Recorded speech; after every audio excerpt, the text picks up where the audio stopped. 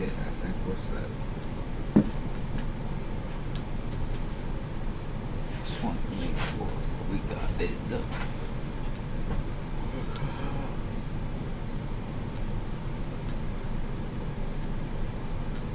We'll probably keep this going till I decide to pass out, but we got our first body cam we're gonna be doing tonight. As you can see, employee shoots 2 co-workers on Thanksgiving after getting fired.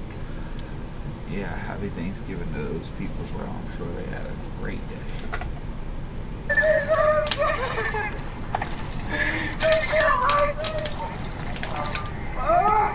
When police arrived outside a Cleveland metal plating plant in the early morning hours of Thanksgiving Day, the scene was already chaotic. A woman was crying in pain. Another victim had been shot and was barely responsive. Paramedics rushed 29-year-old Dominic Johnson into an ambulance. But the gunfire that caused it all had happened only moments earlier, right in that parking lot, around 2:30 a.m. on November 25th, 2021. Officers responded to reports of a shooting near Springco Metal Coating in Cleveland. When they arrived, they found 2 women suffering from gunshot wounds, after which they tried their best to keep the victims alive. I have no suspect involved. They'll call her.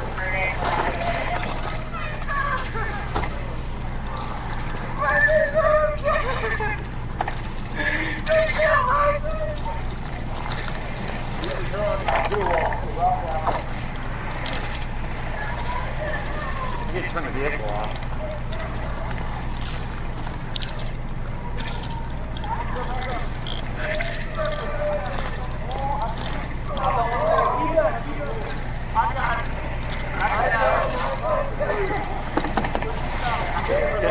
I see a pool of blood in her lap, so I'll start first putting pressure on her lap.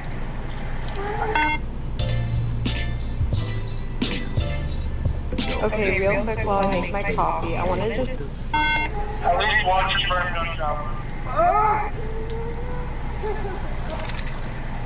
She's still with us? Do we need to send on BMS? Affirmative.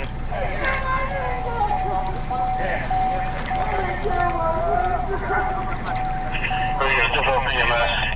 Also trying to Car's an manual. so shoot at this time. Car's a manual.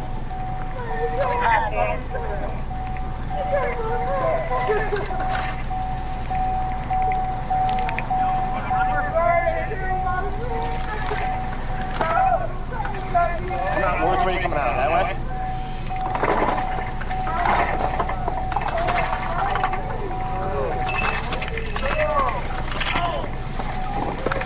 Full blood.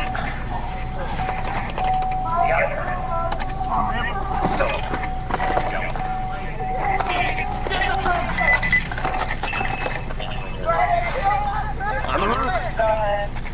On the roof. Let's go. Come on.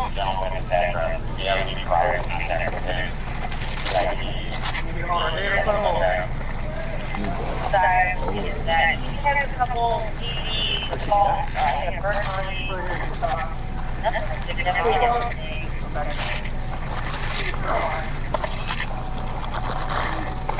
She shot here. They don't grab it. Maybe. Yeah. You just got a lantern from us?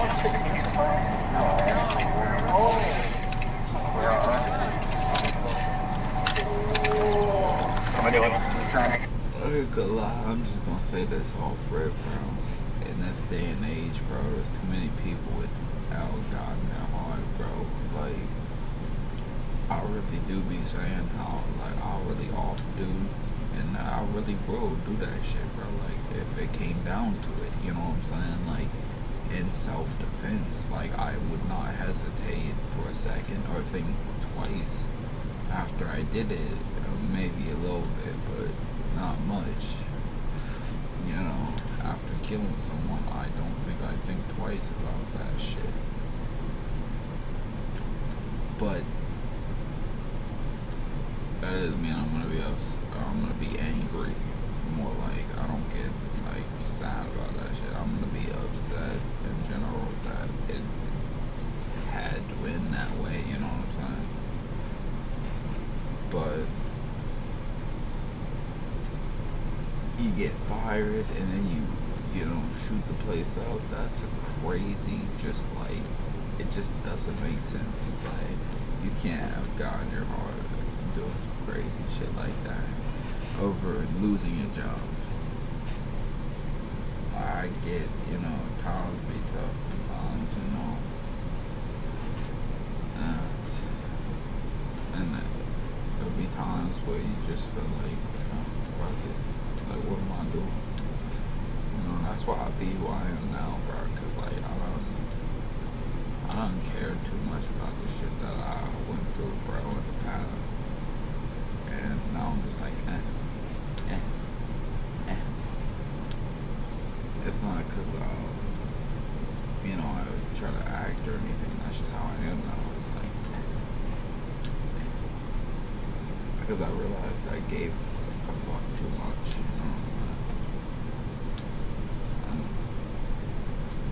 When you give a fuck too much, bro, that shit fuck you up for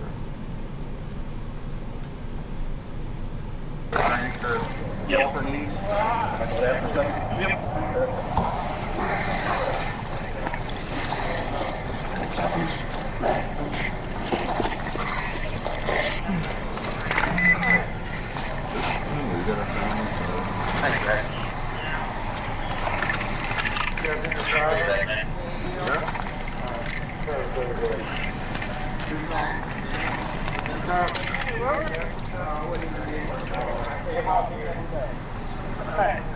What do you need?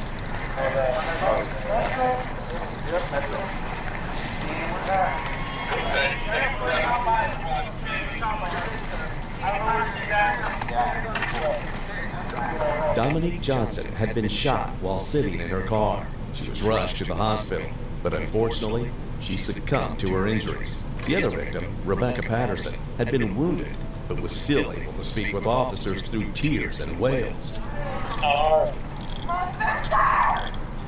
We are female. Where at? She's not breathing! She's not breathing! I want my sister! I want my sister!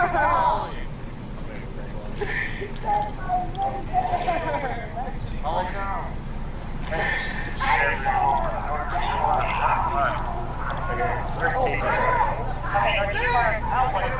GSW, the second one? The girl and the boy? The girl. I want my sister!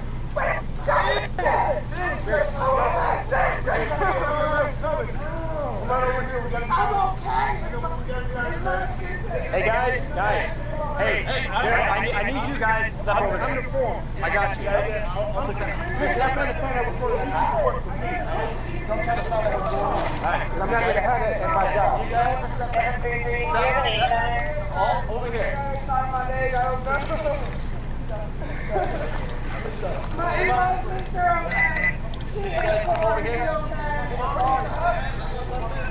It's just crazy to me that this woman, like, obviously she's smart enough to know she's gone, but at the same time she's like, where's my sister? Is my sister okay?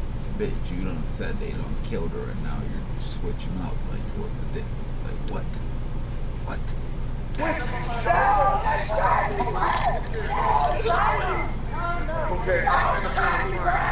Okay, I just need you to step over there. Over there. I'm okay! I want my sister! We're going to the same place. She's gonna go with you, or you're going with her. She's already in town. I tried to get my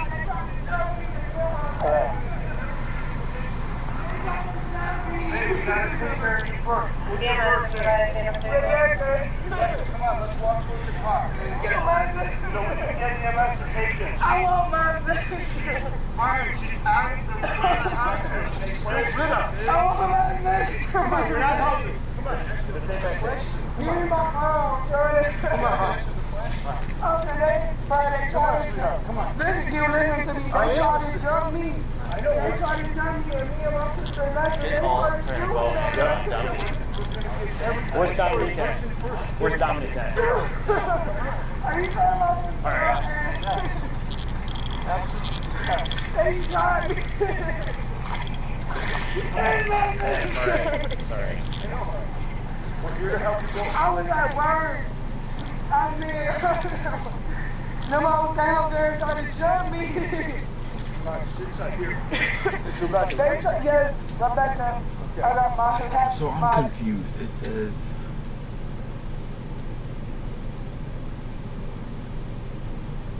employee shoots two co-workers, meaning like after she gets fired, after getting fired.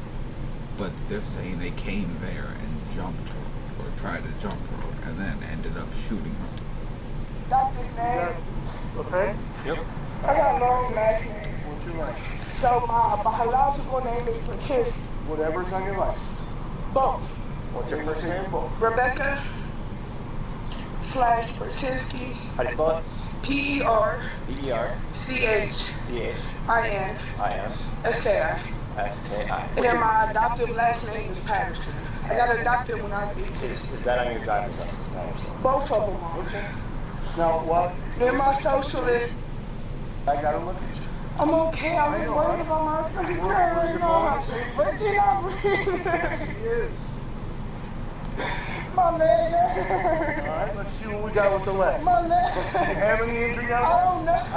it? Yes, up. But it ain't no wound in my shirt, and I got shot. There ain't nothing in my That's shirt. right, it happens. You can keep him up until the MS gets here. I Unless you want to take him down. I want to know. You have a flash. You got your recorder on. You got your video. Yeah, we got all of it. No, we You got on all. my phone? Yeah. Yeah, I work East Coast. You know, like several. Answer this question. Ma'am, what's your social security number? I was hitting the leg as well. Mike, yes. Ma'am, what's your social security number? Damn. Imagine being able to build an app with your name on it, just by thinking about it. Meet Base 44. That's why I gave you both my name. Under Kaczynski. What's your date of birth? 11/28. Them all was trying to kill her. They trying to kill my baby. Rebecca, stay with us now. Pull him up. At 11. Pull him up. Your sister is at the hospital. She's gonna be okay. Them all shot me. We're Her gonna name is Annalise and Katia. They shot We'll me. take care of all of that. Let's get you taken care of first. I'm okay. I'm worried about my baby. 1, 2. You're both priority. 1, Rebecca, stay with me. That's my best 1 friend. and 2. We'll get to them. That's my best. You don't understand. That's my best friend. Stay with me. Stay around the corner. Get to the suspects. Let's get you That's taken my care best friend. of. Do you know why or how that happened? Because they tried to jump me. Here? Yes. What's going on here? Is it after hours? They know I work here. Okay, She what? got fired from here. She was coming to pick me up. Okay. And the girl, Katia, But she got fired when she was coming to pick you up. yeah. Okay. Because we work our shift. Okay. She lived around the corner from me. Okay. She was coming to pick me up. Okay. And the hoes was trying to jump me. Do you know if they were also Katia workers? and Aaron. Yes, they are. Okay. Katia worked here and Annalise used to work here. Okay. And they tried to jump me. So when they tried to jump me, I called her. She had came and got me. And as we get in her car, they shot her. Stay with me, Rebecca. They tried to kill my best Were they friend. working today? Yes! You were trying, nigga. They killed her. Yeah! They tried to kill my best friend. That's my best friend. I'm okay. They tried to kill my best friend. Go and raise them. They tried to kill my best friend. Go ahead, John. You act like they're the only Annalise officers and in a Katia. small You town. can go in there and Ain't no everybody. other people looking for you. Katia. Annalise is the first one. Okay. And the second one is Katia. No, I got the whole phone. Cancel my phone. I got her phone number. Make sure we know which one. Yeah. This I'll is call it Annalise. Annalise is short. She like up to here. So you would say, how Katia. tall are you? I'm 5'4". So you say she's about 5'2"? 5'2", 5'3". How old is she? In her 30s. Okay. And Is she so black, is white, Katia. She Hispanic? black. They both Okay. light. Heavy, medium, or large? Katia is like a little more. She a little heavier than me. Okay. And then Annalise Well, is let's kind of. see. Where does Katia stay? I don't know. I just know she working. If you go in there right We'll now. get all that. We'll get all But that. I'm just saying, if you go right now, because I'm hired in. I'm the quality tech. If you look at the temp list, Her name Katia is on there. Give us the other one. We'll get to that. Annalise. And she used to work there. And how tall is Annalise? That's the one that's shorter than me. Okay, so you said Katia's tall. Yeah, Katia like at least like 5'5", 5'6". This is one name, Annalise Katia. Is that one person or No, just two? Two. All right. Them hoes live around the corner. Around her 30s. Okay. Heavy, medium, thin. They should Yeah, she like a little thing, but she We're gonna get them. You're first. What kind of car was They got a purple sticker on the back. What kind? 4-door, 2-door? 4-door. And they got a, I know her door. She got a She's purple going back and sticker on forth. the She's so back. genuine. Or is it like a small car? Is it I don't know like how she'll to calm it's down not like for a that second. bigger. It's almost like a trunk-ish, but it ain't gonna have like a truck part. When you hit transport, she's got a TSW times 2. Hey, mama, best friend. Whoever I am. They trying to kill my best friend. Man, they trying to kill me. I don't want my best. I just want my best friend, okay? It's my best friend. I seen them shoot at her. Yes. The girl Katia works here. It's my arm and my leg. I'm trying to be honest. I'm not worried about my sister. Listen, the girls who shot her, they both used to work. I'm not worried about being treated. They both used to work here. We got all that. We're going Your honor, they say you go in there right now. They have the files. We're good. And you sure they gonna be arrested? They trying to kill my baby. I said that twice. Let her care for you. They trying to kill my baby. Let her take a look at this. This is my arm. Patterson told officers the violence started with an ongoing workplace dispute. She had been working her shift when tensions with a coworker, Katia Chappelle, escalated again. The conflict had reportedly been building for some time, fueled by personal disagreements and disputes involving mutual acquaintances concerned about the situation. Patterson had called her friend Dominique Johnson to pick her up from work. Johnson arrived at the plant parking lot with Patterson's sister, Barbara Wikrowski, but when they tried to leave, everything spiraled out of control. In a later interview with Barbara Wikrowski, she told a similar story. This town ain't big enough for...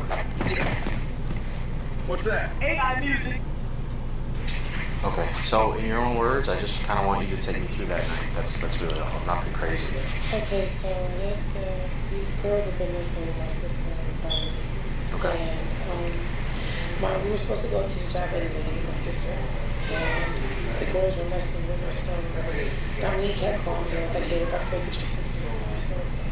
So we get up there, and I go inside the job. Now, Dominique was not, she worked there previously, right? But she wasn't. Previously, no, she was not. Okay, had you ever worked there? No. Okay, go ahead.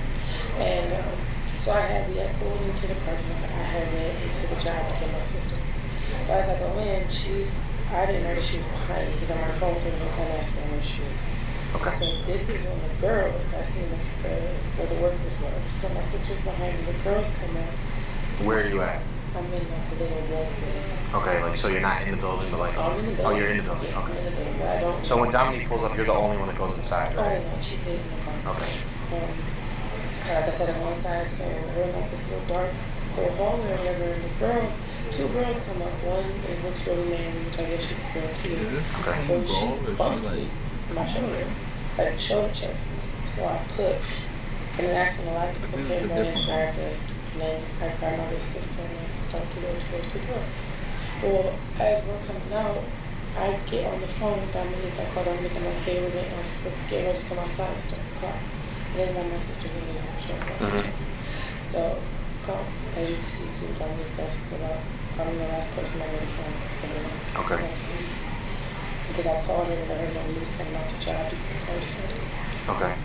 So, as we were coming out, she pulls up just a little bit, and I walk around the car, it's a two-door. So my sister said, pull up the things where the girls were coming. So I'm like, no. So I just pushed my sister in the car. The girl Tia comes up to the car. She was like, yeah, you the big man one talking to Dominique. She grabbed Dominique's door. She pulled her gun out of her purse and she started shooting. I ducked down instantly, because mind you, I was trying to get in the car. But as soon as she pulled on the door, I looked up and she grabbed her gun. She had a purse in her arm. What was she getting at? Where did she grab the gun from? Her purse. It was like, okay, what did the purse look like? Do you remember? It was just a big bag. Just a bag? Yeah, okay. So she pulled this hand, she had it on this arm. On her left arm? Yep. Okay. On her left arm, and she pulled with this arm. Okay. She started shooting, and I ducked down, and my sister was laying across the console because my was shooting. So when I go to grab her, I grab her book bag and the back of my pants, and I'm ducked all the way down. It's just shots going off everywhere. Well, then next thing you know, the car takes off, and I'm left by myself. So her door was still open? Her door, my the passenger? Okay. Yeah, the passenger. The driver's side. Door was still open? Her door, my the passenger? Okay. Yeah, the passenger. The driver's side was never open, not that I can see it. I don't think it ever got open, because I know she pulled on it. And then next thing you know, that's when she went to her gun and was trying to shoot. Okay. And then, like I said, the next thing you know, the car takes off. So I'm ducked down and stand up. This girl Tia is still shooting on the side of the wall. Like, she was backing up as she was shooting. Okay. And she was still on the side of the wall shooting at this car while it was still driving off. As soon as it hit the fence, I think she shot like 2 more off. And then I started running because I was scared. But I heard, I could hear like when she pulled the trigger, and it wasn't on the bullets. Okay. So I went to the car, I grabbed my sister. I didn't know that my sister was hit. Okay. I just seen it on me. And I started screaming, yelling, and the next thing you know, the car takes off. I'm scared, I'm on probation. So I didn't see my sister was hit. The police were on their way. As I was walking, I'm sorry, I did say. As I was walking like out of the parking lot, the police came, but they went past the crime scene. So I'm the one that waved him down. And then one car turned, and he was like, "Get out the way." And he turned and moved, and he went back. And then the first car, which is now initially the second car, I went back and went to it. Okay. So had you met Tia before? Did you know anything about her? No. I just know she kept picking on my sister because she couldn't make fun of me. And what was that about? Do you know?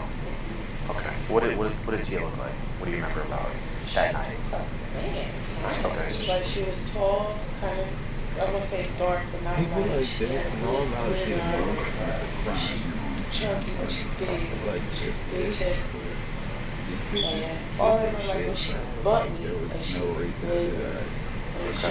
and then her, I guess it was the cousin that she had called it, that she was really tiny. Okay. Do you remember what she was wearing? Honestly, no, I'm pretty sure she had a hoodie on. Okay. Do you remember what color or anything it was? No, but I know the shirt was black. Hoodie. She had a shirt underneath that was black. So it was a hoodie, a zip hoodie? Yeah. Okay. With a black t-shirt? And she had long leaves, nose down. Okay. According to Wachowski, she went inside the building to retrieve Patterson, while Johnson waited in the car outside. When they walked back toward the vehicle, she noticed 2 women approaching. One of them she later identified as Katia Chappelle. Wachowski said Chappell went straight to the driver's side of Johnson's car. She allegedly shouted, "You the one I've been wanting." Then she began pulling on the driver's door handle, trying to get inside. Moments later, Wachowski said Chappelle pulled a handgun from her purse and started firing. Investigators say at least 5 to 6 shots were fired as Johnson attempted to drive away. Even as the car sped off and crashed into a nearby fence, the shooting continued.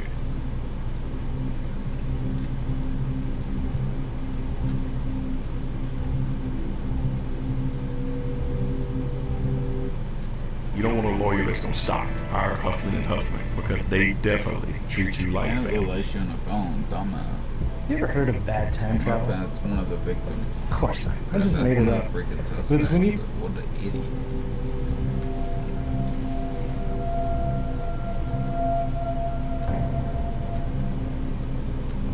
Oh, I don't think that was, bro. My bad.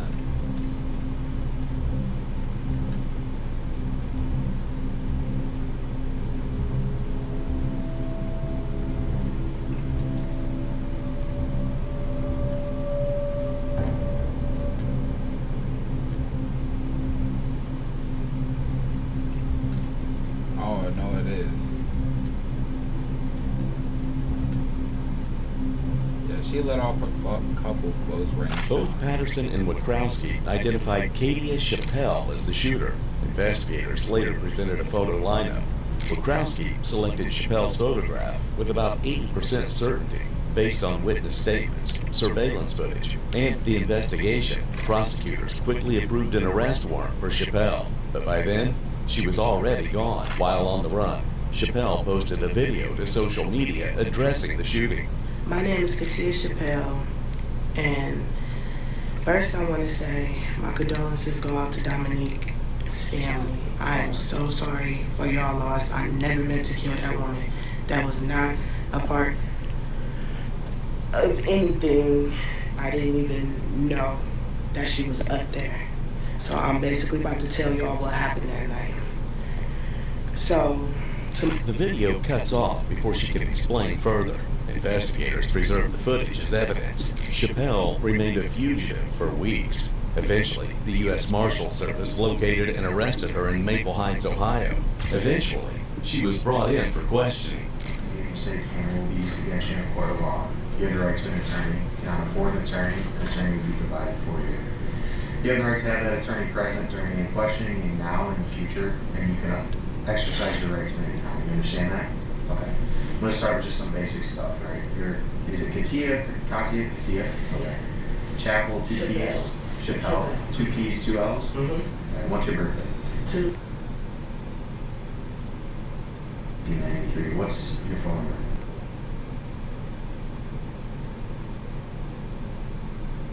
It's off though. 10, 12. Okay. Yeah. So, did you have that phone number the night of the incident? Yes, sir. You did? Okay. How long has it been off? Just this month. Just this month? Yeah. Okay. Oh, since the 3rd of this month. Okay. So it was recently turned off? Yeah. I had to pay the bill. Okay.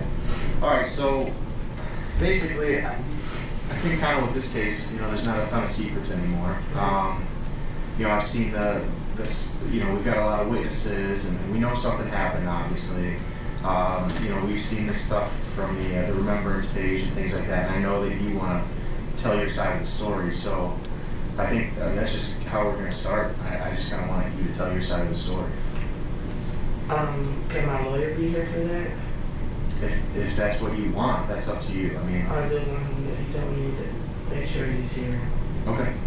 He worked actually in the building. He did. Make sure he's here. Okay. He worked actually in the building. What I find funny is that a lot of people seem to go to,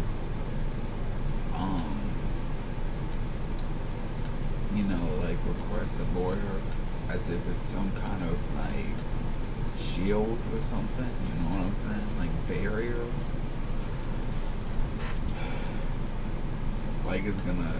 It's a life raft or something, and it's gonna be the lifeline. No, that's not how it walks, buddy. If you actually did it, most likely you're fucked either way.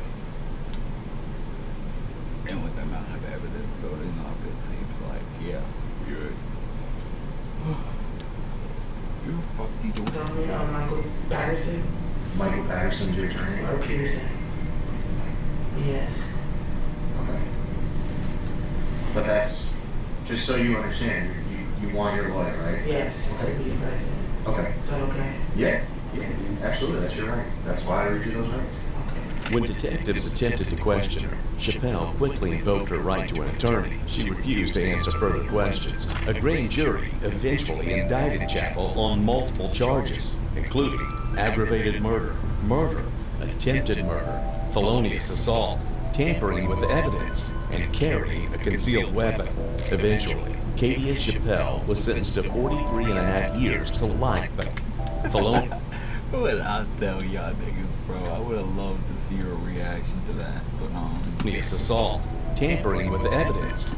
See, that's what I'm talking about. Everybody, people seem to think that, they hear about lawyers and they're like, oh my gosh, it's a life raft or something, like it's gonna save them, like it's gonna protect them.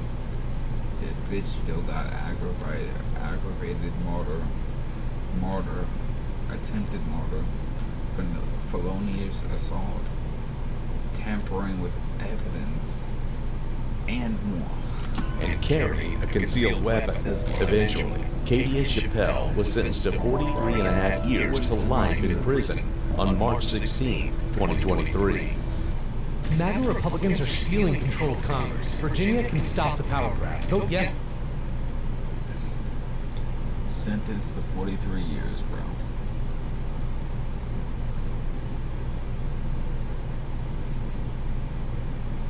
In Grayson County, Kentucky, That's what I'm talking about, bro. It's just like 43 and a half years. You got your lawyer and everything. Just to slow down the process. If you manage to make that 43 years, bro, that's a couple extra days in the pen because you wanted to delay all that shit. officers respond to a murder scene defined by the severe dismemberment of multiple victims. The motor security called KSP. He killed one. He cut one's arm. Victims. Officers respond to a murder scene defined by the severe dismemberment of multiple victims. The motor security called KSP. He killed one. He cut one's arm. He disappeared from the guy, and then cut this one all to pieces. He's probably getting flown out first one. Got one dead one in the yard. I'm gonna need a detective, I guess he's a samurai sword or something, to kill his girlfriend or something. We're gonna have 1 10-7 and 2 other stabbing, but the suspect has not been located. We got a vehicle description on him. We got it on active. It's a blue van with back glass knocked out. But he may have went out and went that way towards Brett County. I was confused on what the fuck was going on. What'd you say?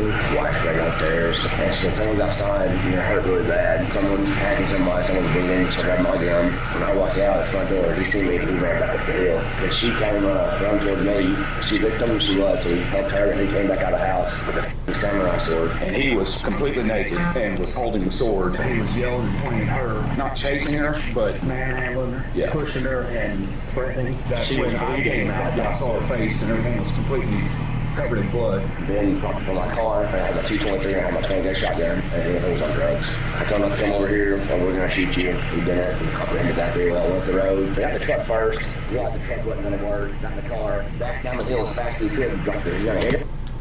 What the actual freaking frick?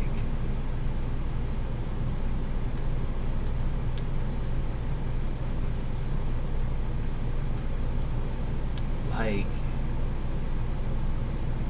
either he was trying to play it off as crazy and he's a genius, or this dude just doesn't give a fuck. I fired one shot, Evan fired one shot, and then that's when he slams on the brakes and then takes off that way. I shot out talking about that. So then he left? Yeah, he never came back. Did you say who it was? What's his name, Greg? George. The victim that's dead, did she ever say anything to you? Was she, did you I don't understand her. Teresa, the older woman? She lets her do. Yeah, she saved life. Joe and Teresa live in the house, the daughter. And the boyfriend been there. Joe, he's still in the house. Still in the house. They're getting ready to transfer. What's her relationship to Joe? I think it's daughter or stepdaughter or something like that. Okay. Her and the boyfriend about 3 weeks ago. Yeah, it's been a month. So the boyfriend is the one that had the sword. Yes. He take the sword to somebody in that house? Yeah, I'm assuming that's what happened to Joe. That guy right there. Yeah, that's the dude. Yeah, that's the guy. That could be George T. Greer. Can you make sure you document who's in the house right now for me? You don't have real tape? Oh, let me go check it. Sonny, let me see what you got on him. One hand cut off, one hand almost cut off, sliced across the neck. Yes. Could have put up with 2 10-7. And we got one with missing limbs, cut his arms off. Need back his cars up. Anybody else in that house? No. Should be empty. Check me out real quick. During the incident, the now deceased victim, Teresa, ran across a neighbor's yard seeking safety. Inside the neighbor's home, 2 uninvolved young adults were with a child and across a neighbor's yard seeking safety. Inside the neighbor's home, 2 uninvolved young adults were with a child. After experiencing a delayed 911 response, the young male, who appears to know this officer, called them directly. That officer is 911. Inside the neighbor's home, 2 uninvolved young adults were with a child. After experiencing a delayed 911 response, neighbor's home, 2 uninvolved young adults were with a child. After experiencing a delayed 911 response, the young male, who appears to know this officer, called them directly. That officer is now checking on their status. Are you okay?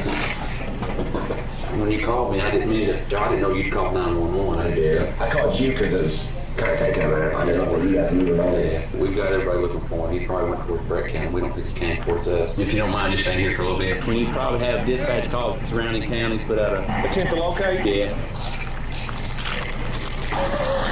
Got it.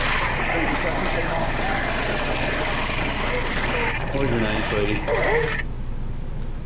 Your day-to-day covered with Base 44 supervision. Who the fuck is that? Your life is chaotic. When he says now deceased, does he mean by the time this video was posted, or are you talking about like at this very What's her injuries? We're going to say laceration to the head, hospital road. We have 3 victims total. 3 victims total. Anybody left in the house? Not that I'm aware of. Sorry y'all had to see all this. Well, to be honest with you, I'm not going to lie. I almost expected this way sooner. There's just some craziness over there. All the stereotype. He doesn't look like a very good character. I've been to this house before. Yeah, we made a lot around here. The daughter kind of a tendency to gravitate towards the bad boys, but Bill and Teresa were magnets when it comes to strange individuals. I scared to let that. Did he take the sword with him? Or yes. The suspect may be armed with a large sword. Did he take off in a vehicle, I take it? Blue Town and Country. I think for safety, we ought to clear that house up. Yep.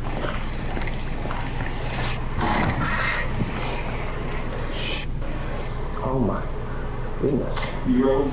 Yes. You? Oh. I'm out back, guys. Okay. Norman's out back. Lots of blood out here. There's lots of blood in here. Clear back here. Okay. You want me to just step around the blood, tiptoe? Yeah. All right, hold on. I got smaller.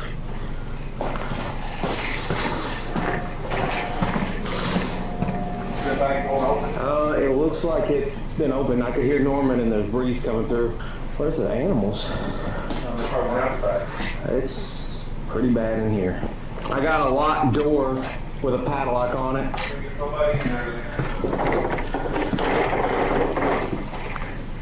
Oh my gosh. Oh, there's a lot of blood over here. Yeah, we're good.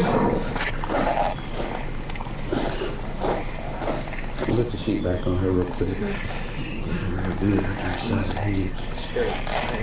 On the lower extremity. Chest, too. Can we take this and cover her up all the way?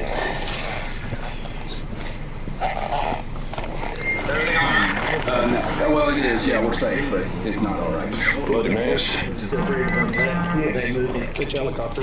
He left for a while. Here's the real question. Like, how do you find yourself in this situation to begin with? Like, how can you have such apparent bad taste in the opposite sex that you decide to get with the one lunatic who not only kills you, but the people around you? Have a lot of domestic violence issues. Yeah, she left for a while, and it was just him there. Yeah, I used to come get him all the time on domestic violence. They've been here about a month. The white truck got here about a month ago. That was his, as I'm assuming. Everywhere they go in the van. Yeah, he took, when he left this morning, he took Joe and Teresa's van. He got in the Ford, but I don't know if he did have a key to it or... That's his cue. When they shot at him, he went out that way. Terrible spot. He could have gone anyway. Yeah. So Joseph, his hand is cut off right there, completely severed. They put it on ice and sent it with this hand. What the fuck? Imagine just having a normal day and you get a call about this shit, bro. Banging off. He's got a 5-inch laceration in the back of his head, a couple of them on his chest. He may go 10-7 because he lost a lot of blood. He looked like he's getting a war. Her whole face covered with blood. That's alarm. Damn arm's almost off. Look, it's cut down to the bone. The back of her head cut too? Looks like it. Chop the hand off. Pick her up by the hand. I know, it's about to come off. By the way the house looked, the hand off. It's logical. Pick her up by the hand. I know, it's about to come off. By the way the house looked, it was a damn all-out brawl with a sword. Every room in the house has floor, wall, and ceiling. There's 2 big old holes in the top of this bathroom. Yeah. Yeah, that's what either with him or you chucked it back here with blood on it. Yeah. Blood all over here. I think that's a little chunk of skin there. Got hair on it. I don't know if that's her or not. It may be. Couldn't tell, her face was covered with blood. Hi, Norman. It's kind of worth noting that we would look at it looks like they had some kids in college. Yeah, there was no kids at the resident. I'll see what I can find out. Alright, thank you. Hey, where's this 3-year-old child at? In Iowa? For sure? Okay. Get who the child is in custody of and have them do a welfare check so we can confirm. That afternoon, it appears officers were able to locate the stolen town and country vehicle in a field crashed in a ditch. Body cam begins with officers running towards the vehicle on foot. Okay, you come in. I'm going this way.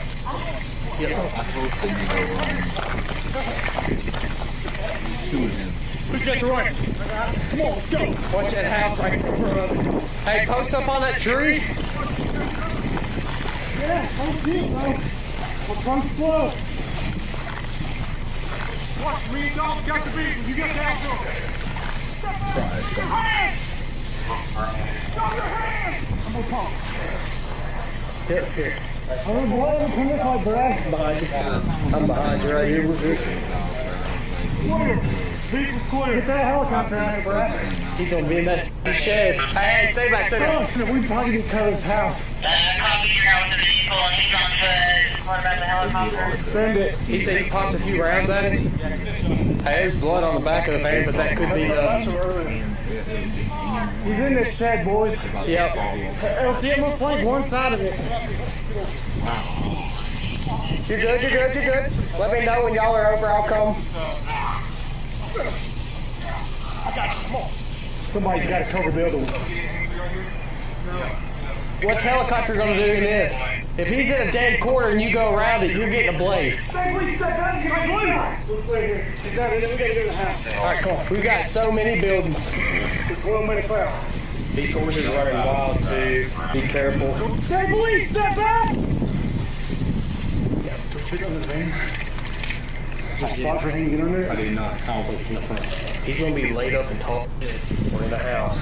He's gonna be ready. 57 does have his canine. He also allows to get others around, so they're pretty cold. That shit's crazy. I say let's keep easing. It's the worst thing that's gonna do. It's gonna push him out in the woods. Helicopter will be able to get him in. Well, hey, the house, is it one? I don't think it's got a sword, not a gun, boys. Yeah. I'm between you in the house. Stay, police, let's see your hand! He's in these damn woods. I like how the one's gonna say you got a sword. I got first slide if you want to pull it. Stay, police, show your hands! Stables. I love the way that Show your hands! ran away as Stables. Please show your hands! Stables.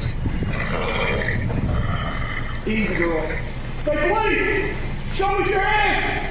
Watch your ball, guys. Watch your ball. Yep, it's stables. Just clear one at a time. They're not miss. If you miss, that's an arm that we lose. We're out. As if we didn't have enough. He's in this house or he's in this big ditch line. Somebody get the front corner. I'll cover the corner. I got this window. Watch your hands. Lock. Stay, police! The way they explained it, how this woman's Helicopter should be soon. Hey, who's that out there in the field? Okay. There's one house here. It appears no one's home. We have no reason to believe he ran in there, but all other dwellings have been cleared. I'd be on my I say we stand by, let them do their search. He's laid up in a ditch. You'll find him here in a second. That's what I'm saying. Crossface. There's boots here too. What's that? Is that Lieutenant? Who is that? We do have a couple people in the field out here. I'm assuming they're police officers. Suspect had on a gray sweatshirt. Helicopters above. That's LT. Signal A, the suspect, unknown shirt description. It's our unit that's wearing a gray sweatshirt. Or westbound 54, subject stolen a red Chevy Impala. Is it confirmed?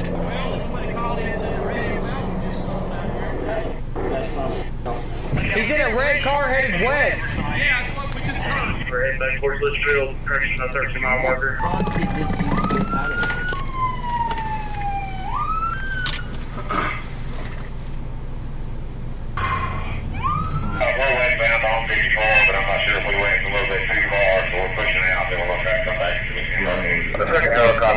that trooper following the red car. Oh, they turned on Edward Cemetery Road. About to turn on Edward Cemetery. They were giving information, he turned on Edward Cemetery Road. 104 dispatch, I'm 97 Edward Cemetery Road. Holler at KSP, they had a couple units pass it. He's telling us they turn on Edward Cemetery Road, tell them to stay to the right. 104, 105 are heading to him. Oop, Eric. He tells us they have vehicles out in the field. Yes, the vehicle's out in the field.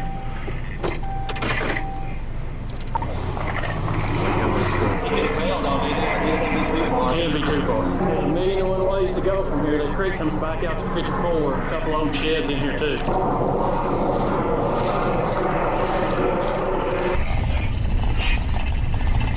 He got to go like all the way around. You can see where he came from. All units, Bryan County, on danger, got the drone. Both helicopters are overhead. He doesn't need to deploy his drone. He's got to be in there. They crossed over the grass. Vehicles in. How far out's K9? I don't know. They said they could see the tracks moving over the fence. It looks like he ran from the driver's side into that wood line towards your direction based on the footprints. I can see him all. Said the footprint show go toward that wood line and back toward our location. So my guess is that barn or back toward 54. Below the area 54 in Edward Cemetery. Was that 511 in the Tahoe? 10-4. He's walking up on the back of his SP. He's on the other side of the creek. 511, you got me. This wood line directly underneath the helicopter here in this creek. Lost visual. Looks like he went down into the creek. Stand by, I've got him again. Guys behind the street here. He's directly below the helicopter. We need a way through. We need to cut the fence. Cut the damn fence. Then the cows get out. I don't think they got many cows out here. Now, in the creek, moving southbound in the creek. 511, that road that you're on, if you'll turn your car around, you'll be able to drive right in.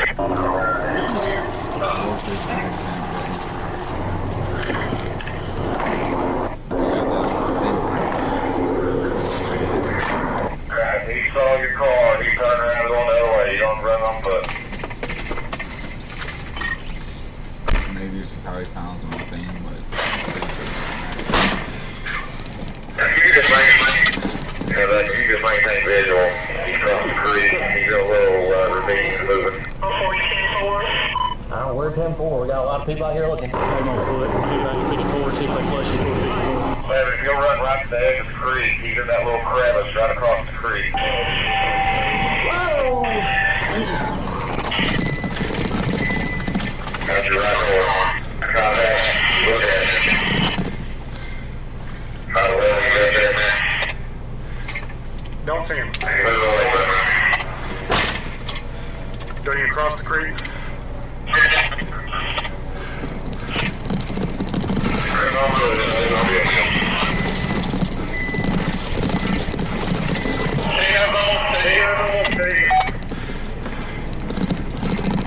We're driving very well.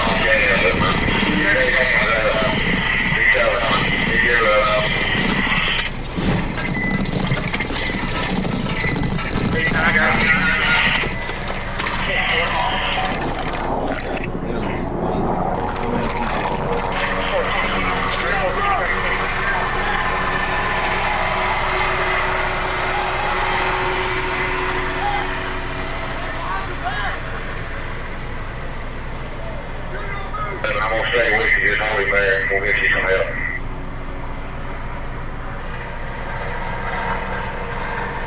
He's now 511. Got him. He's security. Wait a minute. Units on page. You're picking hands on you. I like how it's very noticeable how a lot of cops, they'll be really like calm with some suspects, the ones who cooperate and the ones who have the lesser crimes that aren't as bad. But then they get those people like this who you can tell it obviously pissed them off, you know what I'm saying? Not only did they have to do, you know, I mean, like, I know it's their job, but they had to do they had to go the extra little mile just to catch up to you. But, you know, you did what you did. We got him? Well, maybe they need a cruiser down there.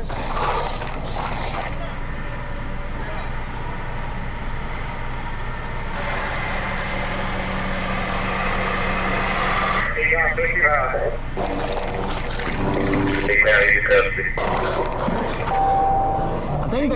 I'm gonna get my cruiser down there. Well, maybe not. We'll break off down there. Just go ahead down there. I guess he's hunkered down or head somewhere to 54, steal another car. Hello? What's up? Hey, what are you doing? Looking for a murderer. Are you having fun? So far, yeah. Alright, well, best of luck to you. Alright, let me call you. Bye. Alright, sounds good. Love you, bye. Oh, I love how they added that, but I didn't even know they didn't have to. You having fun? Like, bitch. You think Batman has fun kicking ass? It's a stupid question. Of course he does. But it's not about having fun, is my main part. The main point of what I'm trying to say. Like, Batman don't have, it's not about Batman having fun being Batman, bro. He does what he does to protect people. So no, when you ask him, is he having fun, bro, stop asking stupid questions that you know the fucking answer to. Like, you know the answer to that question. You sliced up this woman with a Where's he at? Good deal, camera. Hello? You got eyes on him? 10:15. They are? Yes. KSP's gonna be 10:15. Alright, good deal. You seen a woman with her hand just dangling off of a freaking body, bro. I don't think anybody's gonna be okay after seeing that. Like, it's gonna take a little bit. Like, Smart founders know something most people miss. Get your domain name even if you're not ready to launch your business. Like, by the next day. Alright. Minor damage to the bunker of my ISP where I can cross that ravine. Does he have any need for medical clearance? Hey! Similar slice. Hey, do you need to go to the hospital for anything? He appears 10-4, there was, I think, some force or anything. He just doesn't. As officers transport Tommy to the station for an interrogation, another officer interviews the owner of the stolen red Camry. Sorry, my feet are a little dirty here. We've been. Don't worry about Sure? it. Okay. I moved in like a few months ago.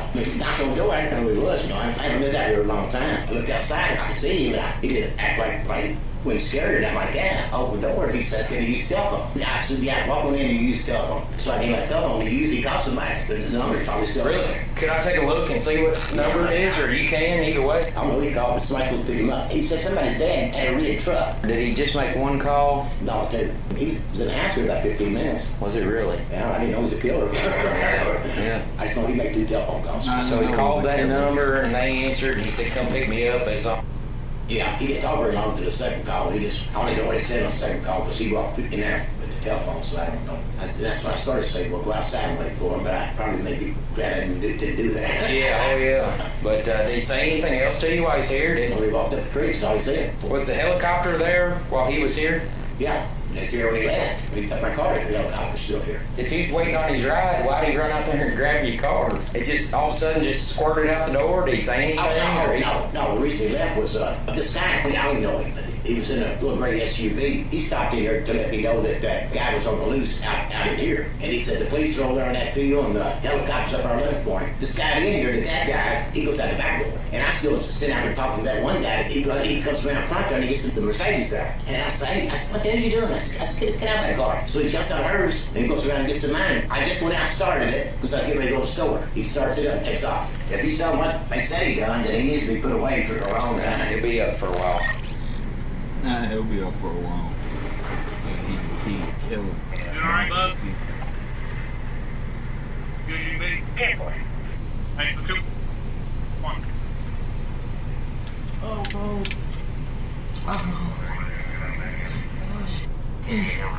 Oh, God, it's real. Huh? It's real. It's real, yes. Oh, shit. Yay. He really trying to play that. Officers discovered the samurai sword within the stolen vehicle. Before questioning Tommy, investigators first questioned his girlfriend while she recovered at the hospital. Is there any way I can get you to walk me through what happened? So, George Thomas Greer, but he goes by Tommy. Moved back down here from Iowa, me and him. I mean, he's always been extremely paranoid. So we've been kind of like on again, off again, on whenever he's out of jail or prison. He taught me how to love and to be loved. Laura goes on to say that Tommy gave her black eyes multiple times in the past, and although they tried to gain custody of their kids years prior, they were denied due to failed drug tests. They're blessed enough to be able to be with them. Wait. Let me get this straight. He loved and showed you how to be loved, or whatever the fuck she said, bro.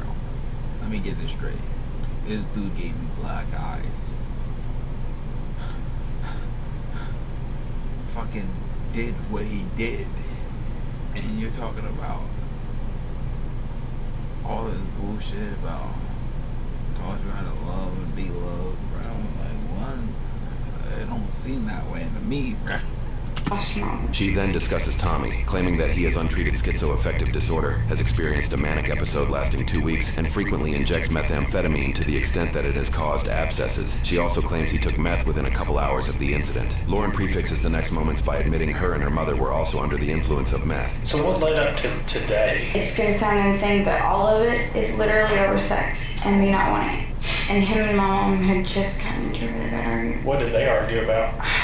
He has jealousy problems. He had an issue with me spending time with my mom. So after arguing, I'd say it was probably closer to like 2:30, I finally decided just to give in and give him what he wanted. After 4 hours had passed, I was like, hey, I'm tired, I'm ready to go to bed. He didn't like the facial expression. It was pretty much snapped. She then details Tommy attacked her with a metal pole believed to be with a bladed end, causing her to scream. And then I can hear someone going through the door. And it's my mom. And he looks back at me and he said, I'm killing her too. And I see him open the door and then I just see him swing and I knew. And I grabbed something off the floor and hit him with it because I had to get him off my mom. And then my dad came out of his room, so then him and Tommy were like struggling right there in the kitchen. I went over to the sliding door, I got me and mom out, and he came out and he was following us. And he said, yeah, well, I just killed Joe too. You could hear the sadistic, like, just pride. He kept holding that sword up, telling me he was gonna freaking kill me if I didn't get in the truck. And I said, you know what, you don't even have the keys. I don't know what made me think about that. Then he goes to run in the house, so I ran. I just kept asking him, like, where's my mama? And then they showed me where she was, and I ran to her on the ground, and I didn't notice before then, like, her neck, and a huge chunk that was missing out of her neck. She held her breath, and then her whole face started turning blue and purple, and, like, I just seen it, and I see her eyes, I see her soul leave her body. That's how it fucking walks, buddy. I'm sorry for your loss. I begged that guy to shoot him. You know, all of, like, 6 years ago, I couldn't imagine my life without it. Was Tommy saying anything during that time? He kept telling me, I told you that I was going to do this. Is that the meth talking, or is that the way he is when he's not on meth? I don't even know anymore. He had no intentions of letting me or either one of my parents alive. So do you think he was he wanted to kill you? Yes. He was coming out there to finish the job? I believe that very much so. So, whatever. So it was like a movie? As investigators question Tommy, he frequently goes off on tangents that are unrelated to the incident. The most prominent involves his time in Iowa with Lauren, where they sought custody of their children but were denied after failing drug tests. He also shares several other tangents about his alleged past, offering claims that suggest how he became who he is. For this video, we will focus primarily on statements related to the incident. For the full interview, Interrogation Files on YouTube provides complete coverage. So what happened out there at the house today? I was having sex with my young, beautiful girl. I've been with her for 7 years. Then what happened? So you and Teresa and Joe stay in the same house? Yeah. With Lauren too, your girlfriend, your queen? Yeah. Started doing some methamphetamine? Started to do some more. What happened after you started doing meth? Well, let's see. Fucking girls. I see them again. Lauren, you gotta get to see them again, sweetie. It's real, real. Oh, my damn. I killed somebody. I just started again. And my Harley Quinn, boy, she crazy motherfucker. I'm not care over this. Who, Lauren? Oh my God. I was always a fucking drug addict, That loser, man. Seems like I've known her my whole life. My whole life. Well, you know, she's hurting pretty bad. No. She'll live. I don't know. She gonna live? She wanted us to come talk to you. She wanted to know why everything happened. I don't know what happened. God damn, see this hour. This hour, man. It's okay. We'll get something. Like that was happening too. Yeah, it's just water. Same was happening, dude. You know, I knocked that over though, right? Yeah, that's okay. No, I did it. I knocked No, you did it? Yeah, I got How? it. I was reaching. I hit it. It's okay. That ain't no big deal. I'm not worried about it. I'll clean it up. Just some water.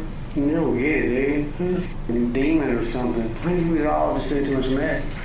Owl was Tell me a little bit about Joe and Teresa. Did they do nothing with them too? Oh yeah. I've never cheated on Lauren. I respect and dignity. This is the love of my life. Hey Tommy, do you know why we're here? We're here because of fucking Iowa. No. What is that real?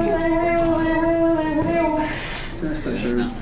It can't be. You don't want to hear the whole thing, do you? I do. You do? Mm-hmm. Shut the fuck up and listen. Okay.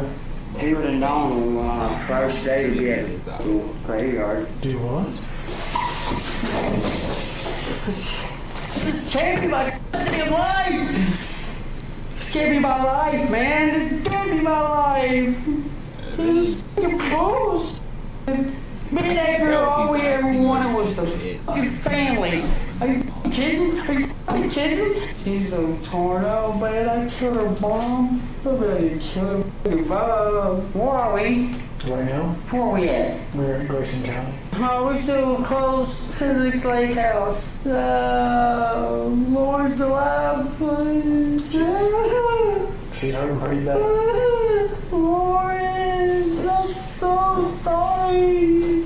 Why didn't I pay attention to the deja vu? And man, oh my God, he's trying to tell me something. I'm recollecting this whole day as a dream or memory that I have in my head. Today, she wanted me to check in for immediate right side minutes. Want some water? Please. Here you go, Tom. A cigarette?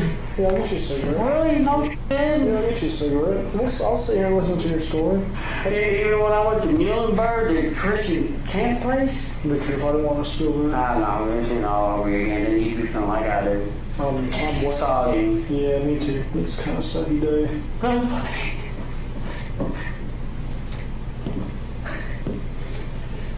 Kind of sucky day, huh? Oh, wake up. The dream.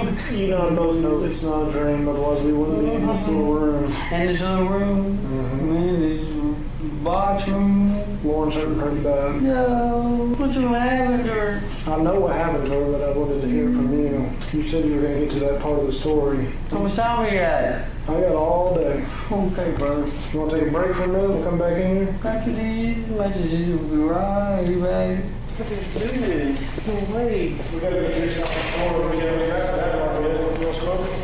You know what I'm saying? I can't make sense for the last 2 years. You asked Lauren, she's telling you. She told us what happened. At the house? Yeah, she told us. You tell us, she showed you everything? What's her show? It's my queen. Hey, you want to get out of those clothes and put on like one of those white suits? You just think? It may be a little goofy because it's like one of those little tie-dye suit things. What do you think? They got goofy now? I think you just wet and cold. She runs there. I can take her with me. Today across the street and done. So she had the soul came to us from a dude named John that we never got to see again. Just gotta be more careful about who you invite into your life. Amazing name. This is your fault? I take responsibility for doing drugs. But they were doing drugs too. Brad, David, the whole Huffman and Huffman team, you guys are life changers. Yeah, I thought this dude was fucking around, but like, I really think that dude who played Frank in Shameless was just a really good actor, dude. That was the last one I had. It was so cold. Yeah. All my life. He started talking about it out there in the garage a little bit. Think it'll change what's happening. I don't know. There's blood all on the kitchen floor. Oh my God. I don't know who that was. Who what was? Perpetrated. In the house? Yeah. No, we know who that was. We're just... Evident, ain't it? Yeah, it's really evident. I just want to know from you why it happened, though, Tommy. I don't know why. I turned and looked at Lauren. I said, oh my God, baby. I said, what I do? What I do? What I do? What I do? She's crying. It's so blood. Dead. Oh my God. Again. This ain't fair. This is not fair. The dude's out there with guns and stuff. Yeah. Try to see me. She was laying on the ground. She was laying. The Lauren was over with her. Yeah. Was she dead? Yeah, she's dead.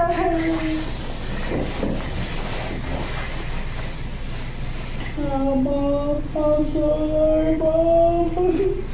Were you fighting with Joe, too? No. No? So why did he get hurt today, then? I don't know why anybody got hurt. I didn't think I was abusive. 3 black guys in 7 years. What's that? She's eat way more of that. Was there something else that you used? It was GHB and bath salts. So why would you kill your own mother? I wouldn't kill my mom. Huh? I wouldn't. But you did. But I did. Yep. I think it's a premeditated crime or anything. It just happened? It was like a fucking not dream. Can I tell you the rest of my story?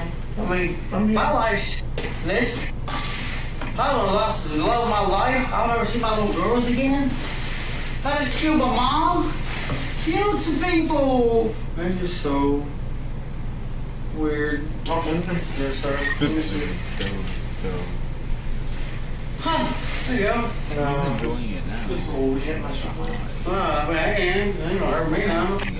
So the madness have why you hear it if you don't want to hear it all? I do. I'm here listening. So shut the fuck up and let me tell you. Okay. I'm listening. Probably there's aliens, yeah. In the woods with dog treatment. Like gnomes with hair like dogs. This has to be hell. Hey, Tommy, are you ever going to get to the part of the story where you tell me what happened today? Because you've asked me to listen to you, and I've listened to you. You're listening? I've listened to you for 3 hours now. Has it been 3 hours? Yeah, it's been 3 hours. How many you got left? I gotta go. I've seen myself walking through the yard yelling at her. What's happened? What happened? What happened? But you know what happened. Of course I know what happened. You're the one that did it. We all know this. Yeah. And I want to know why you took a sword and killed your girlfriend's mother and tried to kill your girlfriend's father. Why? Why would you do that? I don't know why I would do something like that. Get to the point. Tried to kill it. Snapped. Okay, you snapped, and then what? I've been up way too long, and I've done some drugs I ain't never done before. Fast sauce and GHB. That's what made you kill these people with a sword? Why else would I? I've never hurt nobody like that in my life. You said you punched Lauren, you punched your 3-year-old? Yeah, But what would you make if you take a sword to somebody today? Sword. Have you already forgotten about the sword? I sharpened this sucker up. That sword was sharp enough for you to kill somebody with it today. And it's supposed to be. What's the point? Why am I have a gun with no blanks in it? This is your last chance. Your last opportunity to say why you would do something like that. I'm trying to collect all the pieces. Where was Joe? I don't know, Joe. He's almost dead. Where'd you get that red car from that you were in? I got that from some old guys that let me use a phone. Who were you trying to call? Nobody. I was just trying to get into the house. I just do everything that I love. For how? Why? Why? I'm going to myself that crazy rest of my life. Why? Are you leaving? What else is there to talk about? I got to tell you. What are you going to tell me? I've been asking you about what was going on in the house. I used to listen to everything going on. That doesn't tell me why you... Listen, though. You're walking away. You're not listening. You're telling the story. Just another story. They were prostituting her out. Okay. Hang tight.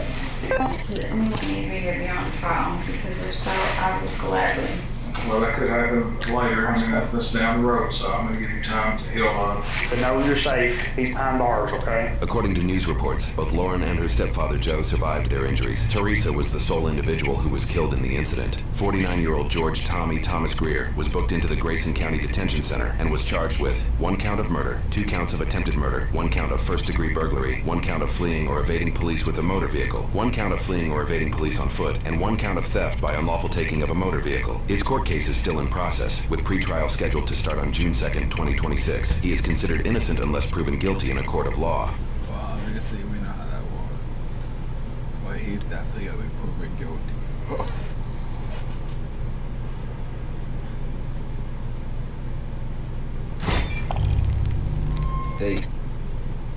Your job depends on reliable tools. That's why Harbor Freight is committed to offering quality tools to pros like yourself at a fraction of the price. Stop by today and put us to the test. Evan! 26 of them! 26 of them! Evan! Man, I don't know, man. Pull her down. Ladder, right away. Dude, please do not tell me she's dead. Touch her face, dude. When officers respond to a report of a missing toddler, they can tell right away that there's more going on than meets the eye. But a gruesome discovery turns the investigation upside down, sending one officer into a tailspin and turning all eyes to the man tasked with looking after her. Do you think that means she accidentally did it to herself, or? No. No? There's no way she did that to herself. Little baby. The following is based on official police records, and the footage has never been seen before until now. Come on. Ring. 911, where's your emergency? Yeah, I need to report I believe my girlfriend's wife, Jesus, I'm so sorry. My girlfriend's daughter and dog has been taken. I took a 30-minute nap, and I just woke up, and they're nowhere. I have searched our entire home. Okay, how old is she? She's 3. She's 3? Yeah, she's 3. The missing toddler is Charlotte Patterson, and while the caller, 29-year-old Devin O'Brien, isn't her father, he wonders if that's who may have taken her. I'm wondering if, maybe her baby daddy's a deadbeat drug guy. Okay, does he live in the area? He lives in Cleveland. She's a stripper in Cleveland, and he's been, harassing her. That's why I moved them here, to get away from it. I just feel like I'm just standing in my driveway. I feel like I need to go help look. I need you to stay where you are right now. That way an officer can speak with you. Yeah, listen, I'm freaking out. I can't just stand here. Despite saying he wants to look for Charlotte, Devin pauses the conversation to take care of something else before police arrive. Hold on, let me... Yeah, I gotta carry my dog inside. She's dying and sick. Hold on. It's okay, Chloe. It's okay. You just want me to stay? Someone's gonna be here quick. Yep, they're on their way. Just after 9 p.m., officers from the Erie County Sheriff's Office pulled into the trailer park where Devin, his girlfriend Miranda, and Charlotte live. Okay. Are you the dad? I'm not her boyfriend. Okay. That's not the dog? That's my dog. Okay. Hold on, sir. There's no other dogs in the house? It's just her. Listen, otherwise she's following me. Hold on. Okay. I looked everywhere, man. Okay. I checked our shed, our campsite, our back. Okay, we just have to... No, I know. Listen, that photo's broken. That shouldn't have happened. There's no way she would have broke that photo. The cops are here. You think someone broke in? I don't know. I don't lock the front door of my house. Do a quick I fell asleep. Okay. More officers from the Sandusky PD and the Erie County Sheriff's Office soon arrive, and before long, the entire trailer park is teeming with activity.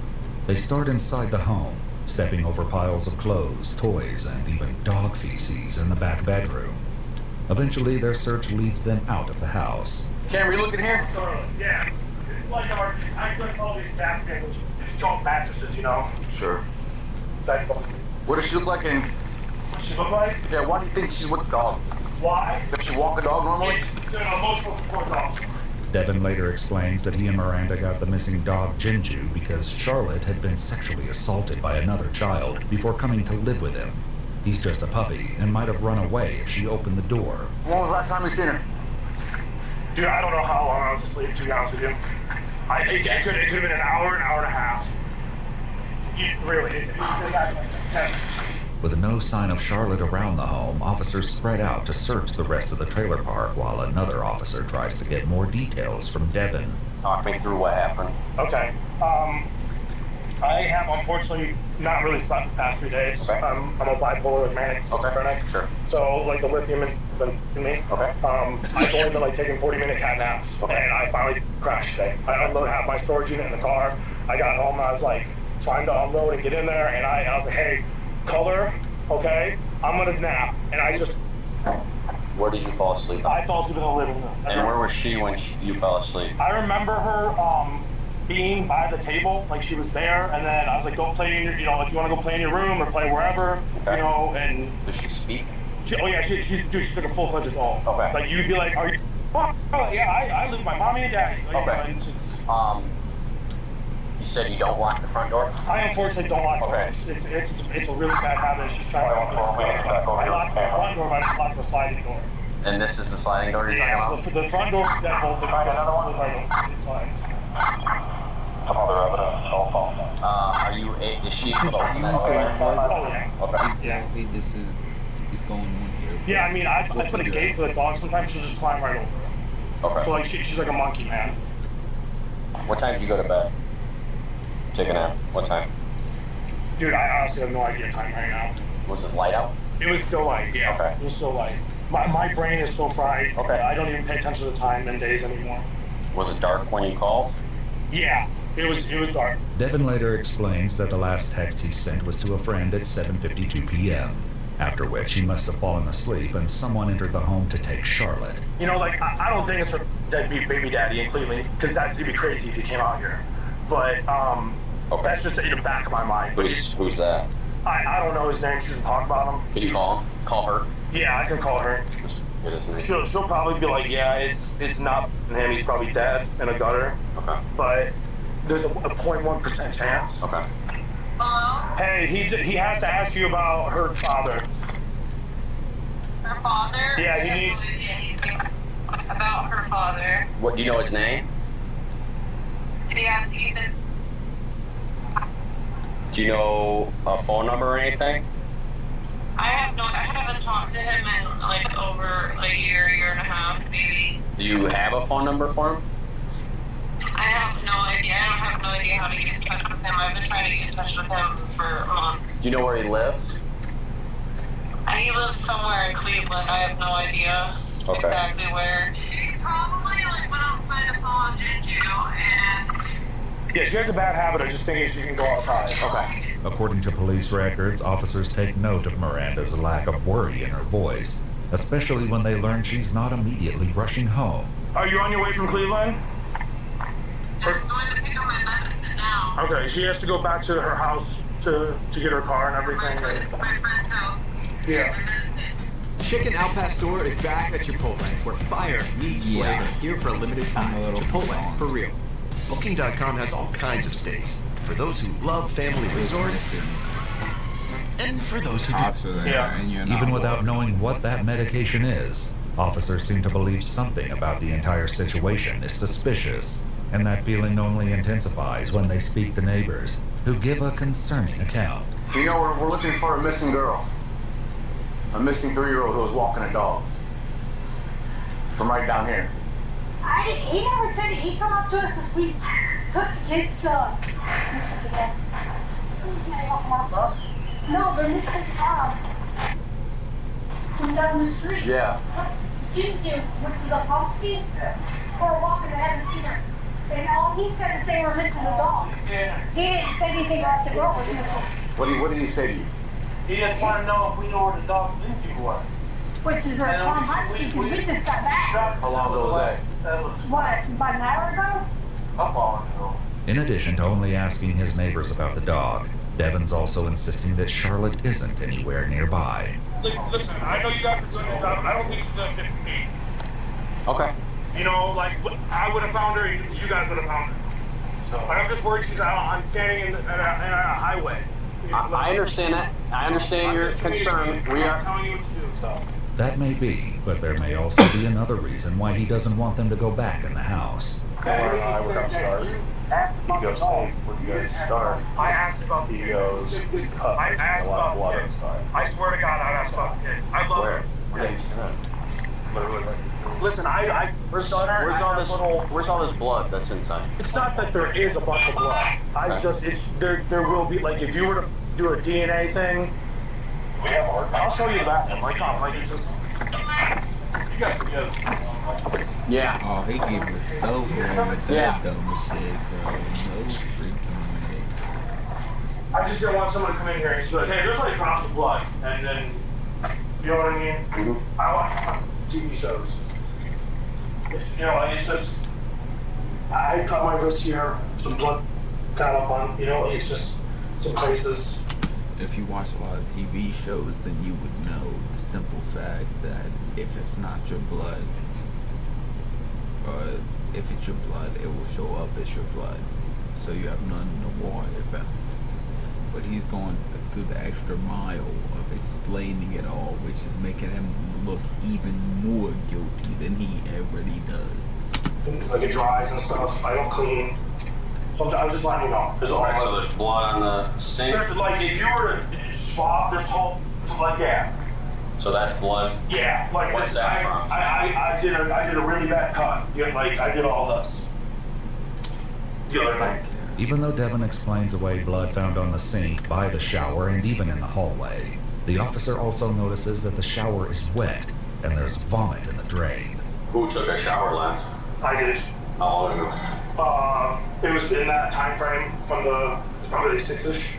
Okay. Closest time. I did it and then I laid down. I just got in, I rinsed off, I didn't do my hair or anything, and I threw up.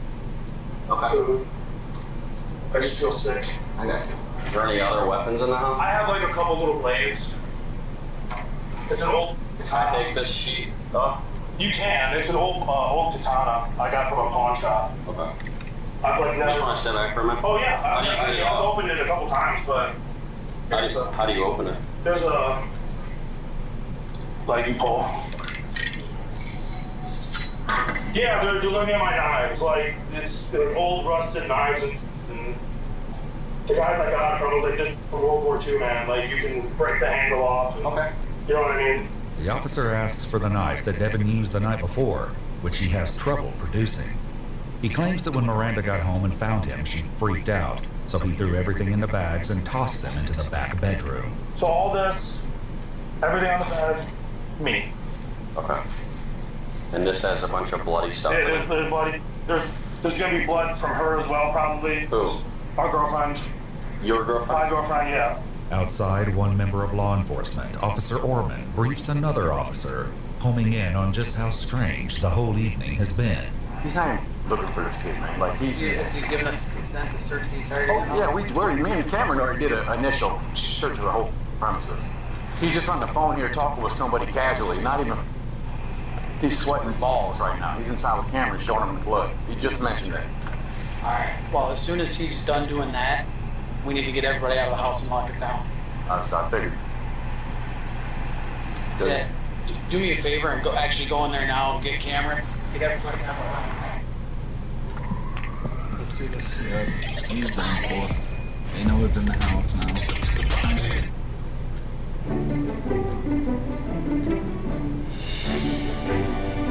Like they would have eventually. What do you think, Cam? From the smell. Listen, man, my girlfriend is just freaking out that she's on a highway somewhere. Okay, That's all I'm saying. I gotta speak out loud to him, okay? No, you're good. I don't want you to get offended. No, go ahead, man. He, in Mid-City cuts himself. Yeah. And he's got there's blood in the bathroom, there's blood in the front entrance. I have major depression, schizophrenia, and bipolar. I'm medicated. Hurry down and everybody out. Okay. We're locking it down. Okay.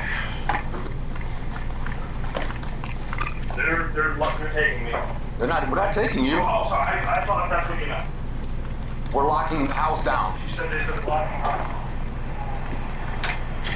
It just doesn't make sense about that picture. It's broken. It's not in the house. Me and her both think. She opens the door all the time. Then why is she here? Why is she? Yeah. I don't know, man. That's why I told you guys. I'm sorry. I'm not yelling. I understand I'm that, but emotional, man. it's just It's just our... I'll leave it at that. You just stay out of the house, please? Yeah, All right. He wanted to see it. All right. You can stay on the phone, just stay out of the car. No, I get it, but like, it's just we got like 13 dudes here. Hey, we're gonna have more than that. I know, we're gonna have a lot more, but like, I feel like we started.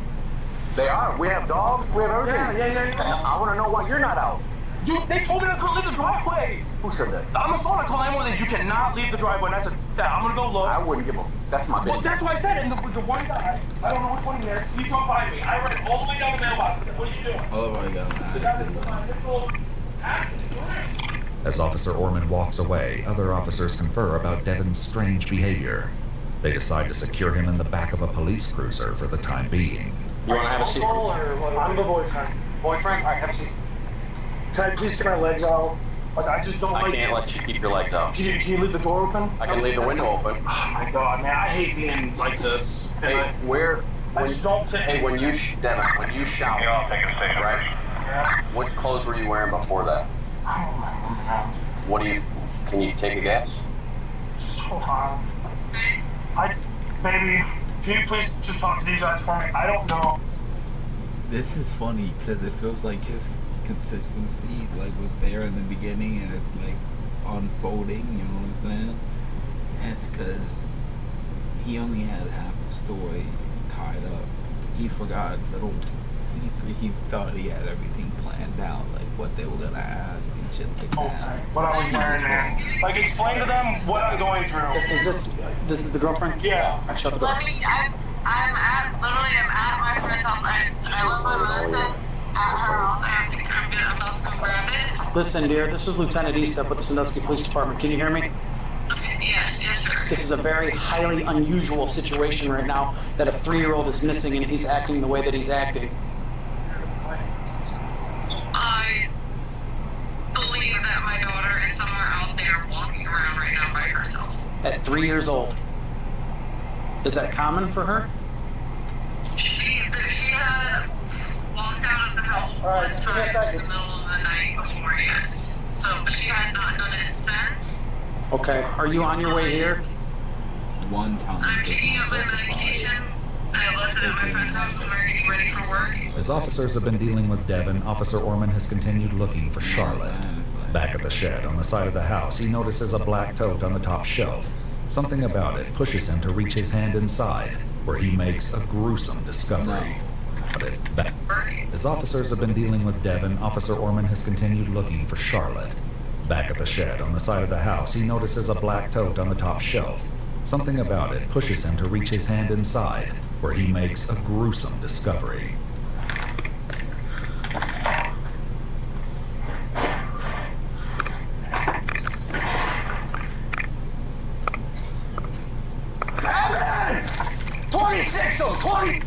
Oh, 46 him, bro. I love how quick he was on that shit. He was like, fuck that. I ain't giving this dude. Something about it pushes him to reach his hand inside, where he makes a gruesome discovery. It's them juice. So what did reach his hand inside, notices a black tote on the top shelf. Something about it pushes him to reach his hand inside, where he makes a gruesome discovery. I love how he screams acting 46 on 46. What the fuck? Evan! 26 of 26 of Evan! Sean already in the back. Man, come on! Come on, come here. Come here. Come here. Just think of, shit, I just saw their face. God damn it. Man, I don't know, man. Alright, go over there. Go find out. Go over there. Buddy Carter, we need a squad right away. God damn it, man. Officers rush to the shed. However, without knowing exactly where to look, they can't immediately find Charlotte. So they radio for Officer Orman to give them directions, which Devin overhears. Sean, you gotta give us a direction on where you felt her. I was reaching for the bottom, and I was moving that tote, and I felt inside because it was heavy enough to touch her face. What? No, bro. Are you... Dude, please do not tell me she's dead. So what? Where was she okay? Please, someone tell me she's okay. Even with Officer Orman's directions, the other officers still can't find her. So they call him back to the shed. Up top! Up top? Yes! You think don't! Alright, Okay. Tell us that. Leave it. Yo, don't act like he over-exaggerating. He just found a kid dead in a fucking tote due to her own people's negligence. So, don't be getting on my man about that shit, bro. I swear to God, y'all niggas need to stop that shit, bro. Because that's starting to piss me off. Because he's understandably pissed and angry about the situation, okay? Anybody, with cop or not, bro, would feel the same way doing an investigation, finding something like that just to figure out it was the father. And it's like, they haven't said it's the father yet, but they know it's the father. You know what I'm saying? Like, he's been acting suspicious. Get out. We gotta check her boot. Okay. We gotta check her. We gotta check her if she's alive. I know. We need a ladder right away. Ladder. They can pull it down. They can pull it down. Where are we going? Sean said he put his hand in this tote and can feel a body. Ready? Yep. Oh yeah, man, I can see hair. That's a Barbie. Right there. Picture your hunt. There it is.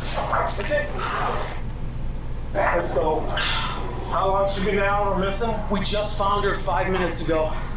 Alright. She's full. Yeah, I see it. 2200, I need you to contact 981 and the chief again. It's gonna be a homicide. Sean, look at me, bro. Look at me. Stop. Walk it off. Walk it off. Man. Oh my God. Yeah. Hey, man. I got him. Touch your face.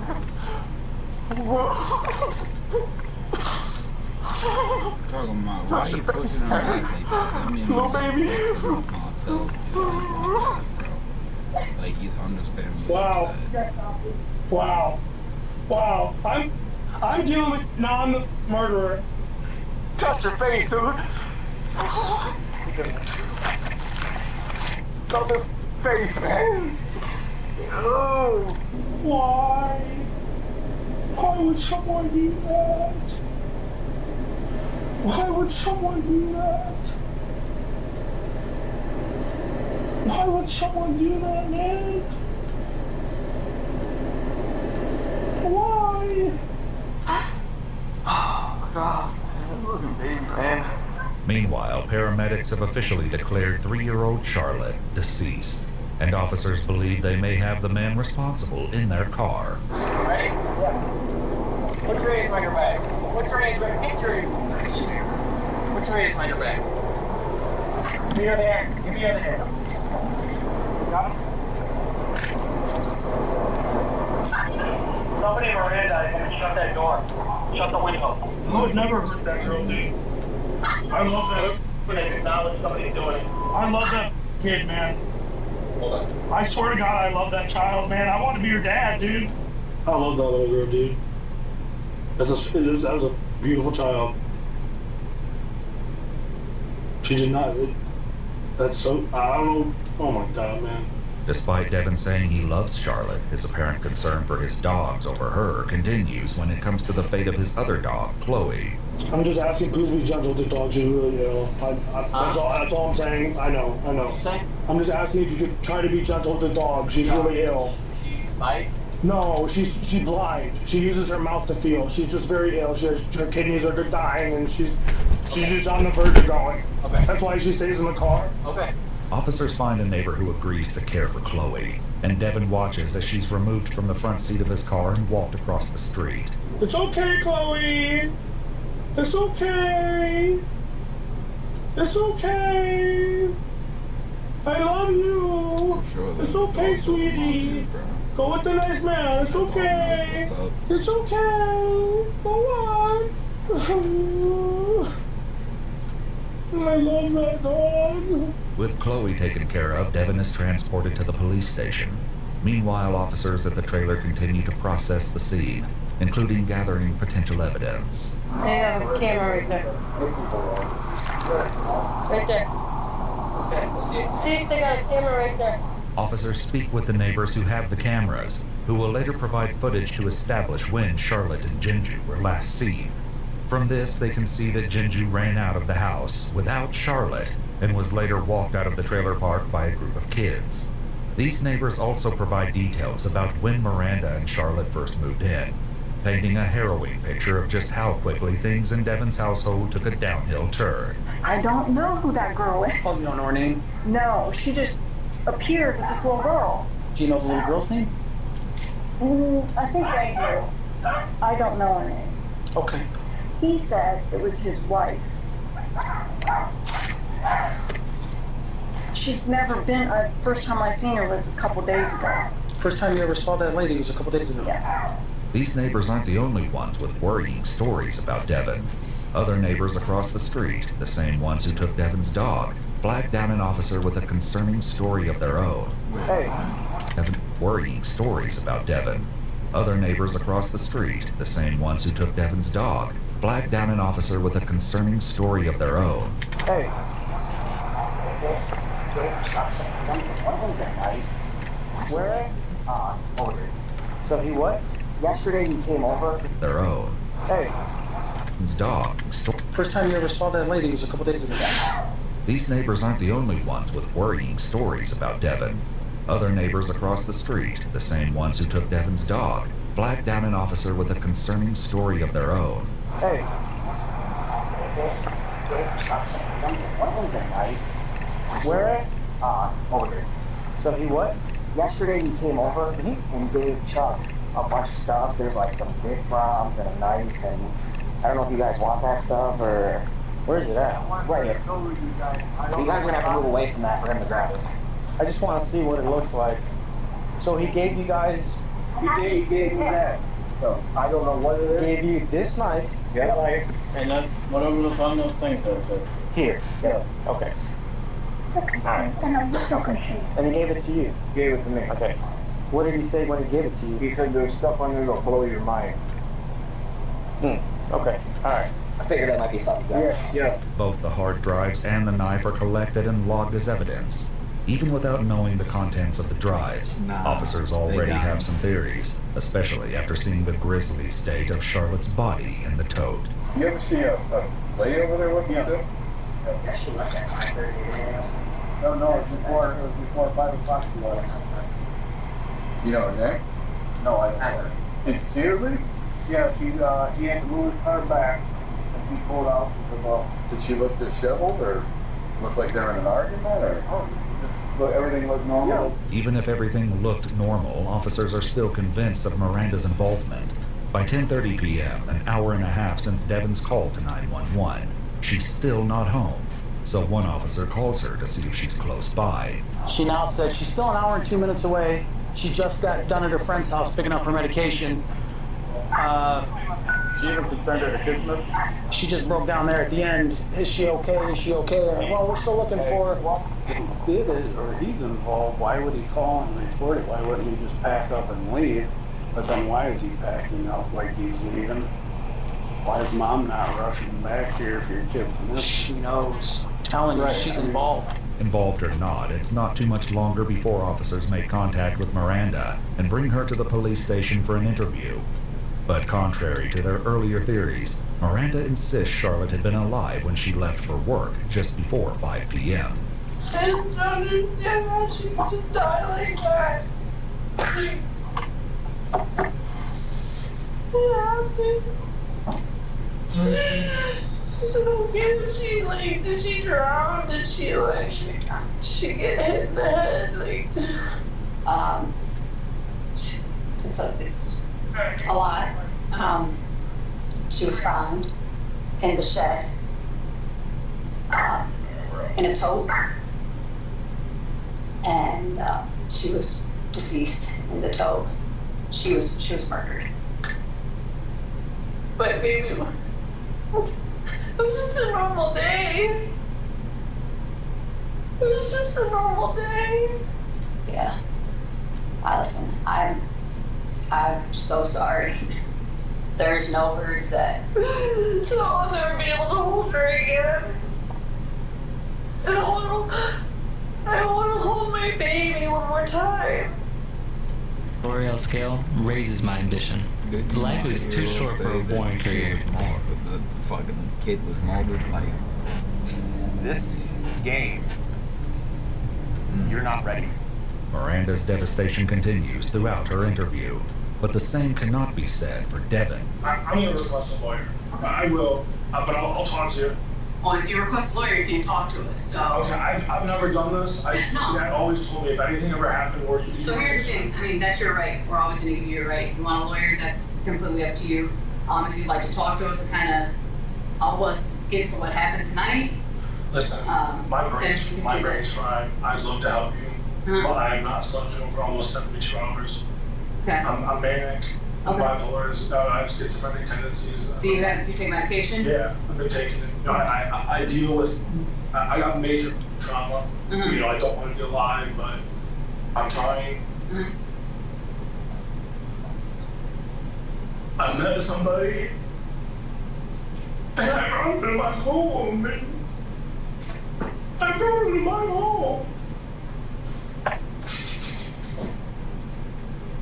I can't believe I fell asleep. So obviously, right now, I would love to ask you questions, but obviously since we're this and you're telling me you want a lawyer, you want to talk. No, I'll talk to you. I just really need water. Okay, no, we're getting a water, but I need to make sure that you do want to talk to me, or do you want a lawyer? I'll talk.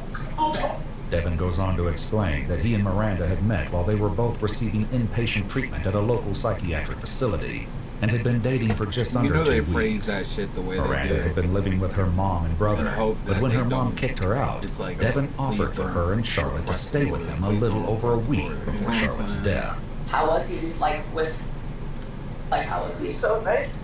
Like he was, he called himself, daddy. He would be like, I'm daddy, mommy and daddy, you can go do this. It took her in, like his own. Yeah. How does he normally watch over? He's watched her one night other than this. So this is like his second time watching her? Okay. Yeah, it was 2 days ago that he watched her. So you go to sleep for that? She was in the living room, and then I remember kind of rolling and looking, and I was like, why don't you go play with that in your bedroom? Because she's playing with this action figure I got her. She had the horse. I got her a horse and she run around, and she's listen, just please take Shadowfax to the bedroom. I'm legit curious what could bring someone to such stupidity, because not only what he did was stupid, but he's not gonna make it on the inside, bro. Apparently he's got some predatory, things going on. Plus, he killed this 3-year-old child. As soon as the niggas in there find that shit out, he gonna be their false victim. I swear to God, bro.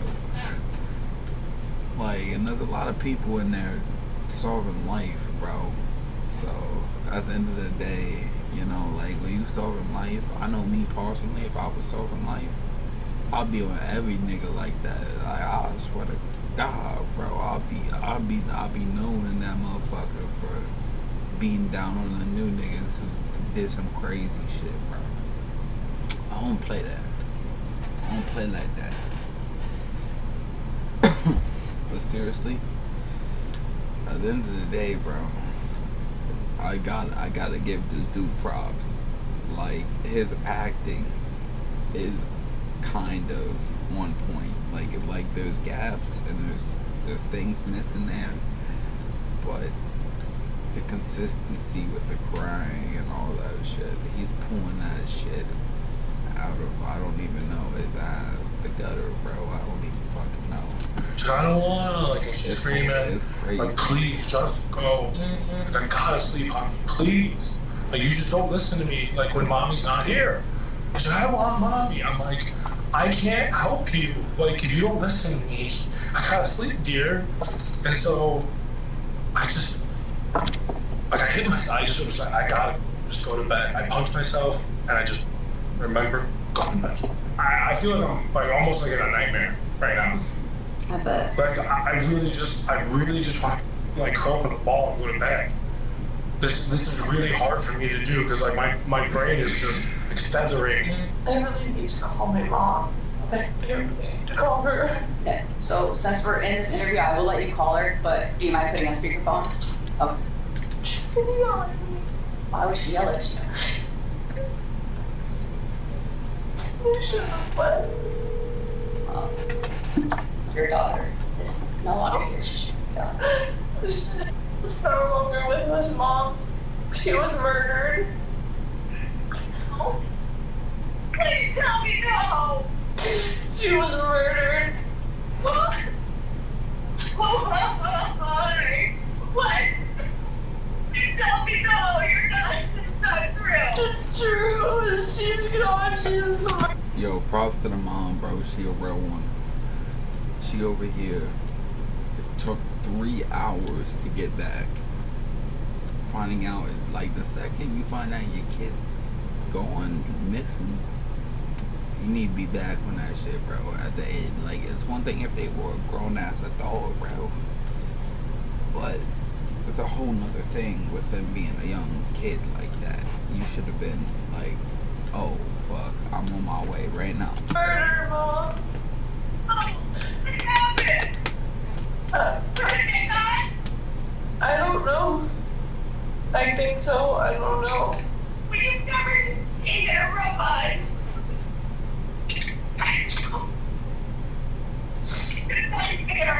You should have made me leave. Found her. The police found her. The police found her in a bag in a shed. A bag in a shed? What? A bag in a shed? Why the Do you think that is means she this funny to accidentally me? did it It's to not herself? funny. Or no? There's no way she did that to herself. What? She said that there's no way she did it to herself. Well, no. She's 3 years old. No. Well, who said that she could have ever done that? I just said no. This is what you get for being such a... Oh my gosh, dude. Yo, she's done for. Since being reintroduced over 25 years ago, Kentucky's Al Kurt is her mother and her relationship are never gonna be the same. I really need to say this, but you just... Yeah, you don't need to hear that right now. She's always like this thing. That's why I went to... No, she's dead ass right. Devin continues rambling, talking about anything from how many prescriptions he has to how his dad's death severely impacted his mental health. Among those rambling, if there's one thing these body cam videos have taught me, is really when they tell you to do background checks on like babysitters, like really get every fucking detail out of that shit, bro.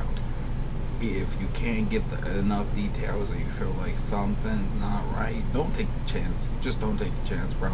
Because y'all remember that video we reacted to a while back? This dude had this woman had 2 of her fucking grandkids. One of them had like some kind of fucking heat stroke or some shit, and then the other one drowned in a lake. And I was like, what the fuck is going on? I mean, like, I understand sometimes kids can get away from you, but after that happening once, like, you should have never let that person watch your kid again, for one. And for two, no, just no. So, it's something that investigators know may be significant. A thing that I'm nervous about around people is I sleepwalk and I talk in my sleep. So I have a hard time of like wanting to sleep around people. Cause like I don't know what I'm saying in my sleep. So you blacked out and did something like you did? It's not that I'm blacked out. It's when I'm asleep. Sometimes when I'm asleep, it's not like I'm getting hammered or all I do is like pot. Eventually, investigators get tired of listening to Devin's tangents and start hitting him with some more difficult questions. When did you take a shower? It had to be... Because I sent those texts at like 7:40 something. Had to be like 7:30. 7:20. So you took a shower before you sent that text? Yeah. Yeah, because your hair is still wet. Yeah. Yeah. Well, I'm sweaty. No, it's wet. It's in the recent shower. Yeah. It's drying as I'm watching. Yeah, I'm tired, man. I'm just really tired. Okay. I get it. I'm tasked. I'm not going to be giving good answers. I don't even really know what I'm talking about right now. Well, you know what we're talking about. Well, no, yeah, it's 100%. But like, dude, like I'm on the verge of just passing out on this table in front of you, and I'm not trying to be a degrading man. But like, dude, we're trying to get to the bottom of the I know. I want to know what's happening. I'm gonna keep going. And I feel that it's me. It's my fault that I fell asleep. Okay. Did you lose your temper with her? Dude, I don't lose my temper with her. Okay, things get out of control. No, dude, no, never. Okay. Never. That is one of the sweetest kids I've ever met in my life. Dude, I can't do this. I'm too tired. He may be too tired to keep going, but Devin continues talking. That is, until a detective pulls out a DNA swab. I'm gonna do a couple things to just... Listen, man, I don't want to do nothing. I don't want to do nothing. You don't want to do nothing? Nothing. Like, just go put me where you gotta put me. No, I was gonna mouth. See, that's another way of him basically admitting he did it by saying, no, I don't. You don't need to confirm it. I did it. No, get my I want a lawyer now. Like I told you what I know. I told you what I know. All right. And I'm so tired. Why do you want a lawyer now? Because I'm so tired, man. I can't even comprehend what I'm doing. I was supposed to take my meds like 8 hours ago. Detectives leave Devin alone for a few minutes to confer, then return about 15 minutes later. And this time, they aren't playing around. You said you want an attorney? Yeah. You still okay? Yeah. A couple things we just want to tell you, let you what's going on. We're not asking any questions. We're not doing anything of that. We're just going to let you know what's going on. All right. And you know deceased. Dude, I heard the cop say he felt her face. So I'm like, I was screaming, please. He's like, yes. What's going on? She is dead. And I think you knew where she was. What? And I think you know how she got there. I just, like I said, we're talking to you. Oh, man. It is pretty up a 3-year-old dead. Some more stuff has come forward out at the scene. I can get where you're coming. I get it. There's more stuff that showed up at the scene out there, more information to learn. And the stuff you're telling us isn't jive. Bro, there's some things in this world, it's like, yeah, accidents happen and sometimes things happen. But even if something, I don't even know what happened. All I know is if it was an accident, why hide the body? And yeah, we've seen a few body cam videos where they hide the bodies even after it was even with it being an accident because they're scared of getting in trouble. And that's what kids do. That's a natural, immature reaction to trouble in general. Like, you're gonna get sent to the principal's office. Like, when I was a kid, bro, growing up, I got in trouble and I got suspended for a few days and I was scared to get in trouble. So I went through the trouble of learning to basically copy my aunt's handwriting because I knew I had to get it down to the last detail just so I could get away with it. And I was going, like, and the thing is, you're probably like, yo, you're suspended, you know, like, you can't show up to school, where the fuck you wanna go at that, you know. I was dead ass finna act like I was getting on that bus and dead ass walk around, go so find something, you know what I'm saying? Like, I was not trying to get in trouble. And I was okay with getting in trouble with the school, that's the thing. But once I got home, I knew I was in trouble. And that's when I was like, you know, I ended up keeping it secret for a minute. But then I fell asleep somehow. And I either fell asleep or I ended up coming out to the living room and saw my aunt was doing laundry, and I noticed she had the same pants that I forgot to take the slip out of, and I dead ass freaked out. I was like, no, don't open that. And she opened it, and yeah, and I got in trouble for that shit, bro. I really tried to like dead ass get her handwriting down. I was only in like 5th grade at that point, so like my handwriting wasn't the best, and I'm sure they would have noticed, but who knows? It would have been cool to know whether they would have fell for that shit or not. I almost beat the system.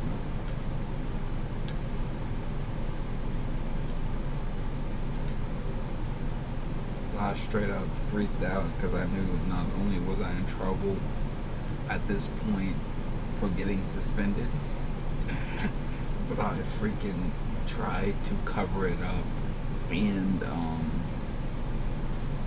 you know, basically get her writing down. So I knew I was so fucked at that point. I just seemed to make things worse than they already were, and I knew I was gonna get in trouble for it. And that most likely I was done for, and she was gonna find out. But I was so determined to keep it quiet. I went through all the trouble of freaking, like, actually paying attention to her handwriting and everything, just so I could copy that shit and get away with it. Oh man, was I wrong about that shit. Man. Where was she? You tell us. We're not. You know. We're not doing that. That's why I don't. You know. Where was she? You tell us. We're not. Thomas is your job, my man. Where was she? I get where you're coming from. I get it. There's more stuff that showed up at the scene out there, more information to learn. And stuff you're telling us is your job, my man. Where was she? You tell us. We're not. You know. We're not doing that. That's why I don't know. You've been married. Now put your shoes on, stand up. Okay. It's like Halloween. Like some Halloween, dude. You got the story here? Halloween. That's what her body looked like too. Halloween. Sure you would know that. It's right here. What's that mean? You knew it was dead. Listen, man, we're gonna get your shirt back. Like, I just can't believe you say that. What? I didn't like you say that. I know where she's at. I can't believe 3-year-old's dead. I thought it was girls to be happy. Like, we were. I can promise you, you ask anybody on the force out there, anybody you know, bro, people, you ask any cop out there, bro, they gonna tell you the physical is the easy part of the job, bro. The hard part is shit like this, you know, finding the dead bodies and mentally going through all that shit, bro. You know, dealing with that shit. And not only are you finding the bodies, but you're getting like the stories between how it happened, just to find out that this girl's father, or this dude, stepdad, the one she's supposed to trust, you know, did what he did.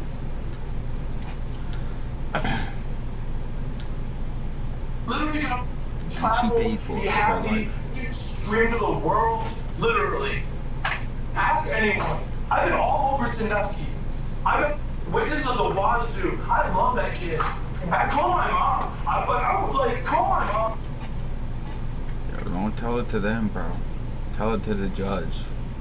Tell it to the prisoners who gonna be on you the second you get inside. We had got to the point where literally anybody can build a fully working app without knowing how to code. This is base 44. As requested, detectives do call Devin's mom, who comes in for an interview along with one of his sisters. He's been hospitalized several times. I'm sure you can see that, but some days thinking he's Jesus Christ, and some days he's not. Openly claiming he has multiple personalities, but we never knew what to believe. Just have multiple personalities is the problem. Like this angry guy who just doesn't like locked rooms, that's it. That's all it is. It was hard to help him. We tried really hard to help him. A habitual liar forever, for his whole life. Lied even about little stuff that doesn't even matter. He just makes up stories and habitual liar. I'm pretty sure that's called a pathological liar, but whatever you want to call it, bro. The point is, there's people in the world, bro, that doesn't matter if it's something that they don't need to lie about. They'll lie about it because they can. There's people in the world like that, bro. There was this one girl I was with, bro, and I ain't really one of those niggas who I don't really, I got better things to focus on than females, if I'm being honest, bro.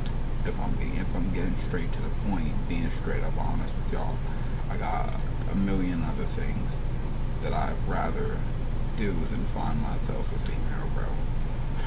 Music, YouTube, but just in general, just being able to travel, that would be fire as shit. That's why I do this YouTube shit and this music shit, so that hopefully one day that, we do make it and we can travel, we can, do all those fun events that I hope, IRL streams, doing some crazy shit like that. But I don't focus on that female shit. With that being said, though, there was this one particular one that I actually did give a fuck about, bro. And I'm not gonna lie, she was a pathological liar. You could just tell when she was lying, type shit. You know what I'm saying? And she'd do it just because she could, not because she had any reason to or had to.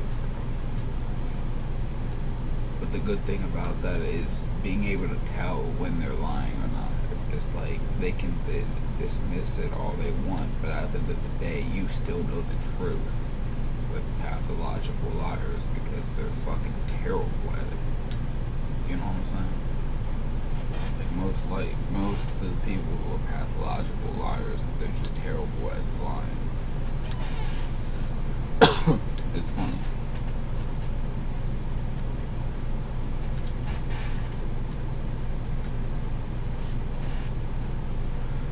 But yeah,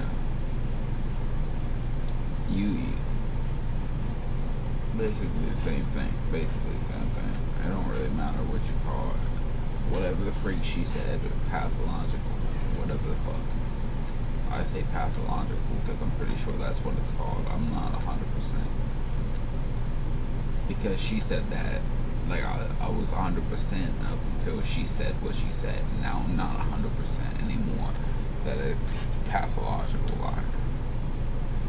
But either way, there'll be a lot of people out there like that. And I'll be honest, bro, I've met a few females like that, not talking about being with them or fucking with them or any of that. I've just met a couple. And from the ones that I've met, bro, that shit's annoying as hell, bro. There was only one that I didn't mind it with.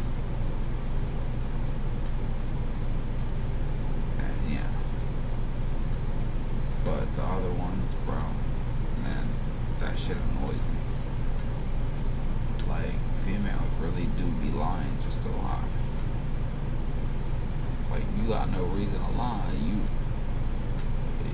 You know how many cheating videos there is out there on the internet of that ass females getting caught and then like still not admitting it, even if they're caught red-handed. You know what I'm saying? It's like, oh, it's not what it looks like. Oh, whatever, fuck, you know. I get tired of hearing that it's not what it looks like lying, bro. Like, I feel like that shit's so overplayed. I hate hearing that fucking line in movies and shows and fucking anything, bro. I hate that line. That is the worst line in movie cinema history. Like, actually. It's not what it looks like.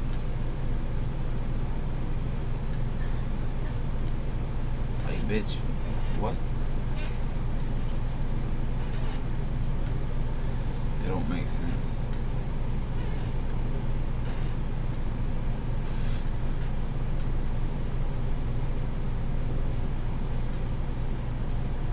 My point being, pathological liars, bro, they'll just lie for no freaking reason. So, you know, you can, like, they're backing up what I'm saying, you know what I'm saying? Like, about them, like, you being able to tell when they're lying, but they still lie. Just to lie. And, like, I'm the type of person, I'll just be like, okay. Like, just go with it, you know. If you call them out for a lie, it just makes it 10 times worse, because then they're like, I'm not freaking lying, and then just more lies, bro. Says things about people. Devin's sister goes on to explain that he's been violent towards her throughout their lives, causing her to live in fear of him. Things reached a boiling point when she says he began to sexually abuse her when he was about 12, and she was just 9 years old. After my dad died, I actually confronted Devin, and I think this also contributed to the set-off. But he was very upset and very angry at me that I remembered, and that I confronted him about it. Even though Devin's sister eventually told their parents about the abuse, their mom has a different perspective. I mean, he always had some weird instability as far as mental health, but nothing like this seemed violent. Yeah. You know? I mean, not that I saw. I never saw violence. According to Devin's sister, this isn't true, and she comes in without her mom the next day to set the record straight and provide the detective with even more chilling details of Devin's past behavior. She knew to not leave her baby, her child, my little sister alone with Devin. She knew that. She would tell me all the time. And honestly, I wouldn't be surprised if he used his relationship with like my little sister as a way to gain Miranda's trust. Devin's relationship with his sister is something Miranda, who is completely cleared of any involvement, mentions in one of her follow-up interviews. So weird, like he seemed like so good with her. He has a 9-year-old sister. I went and met his family. He used to peek on my mom, and when we bring any of this up, my parents had to have a talk with him at one point because he used to peek on so good with her. He has a 9-year-old sister. What? I went and met his family. He used to peek on my mom. What she look like, though? That's the real question, you know what I'm saying? Like, shit.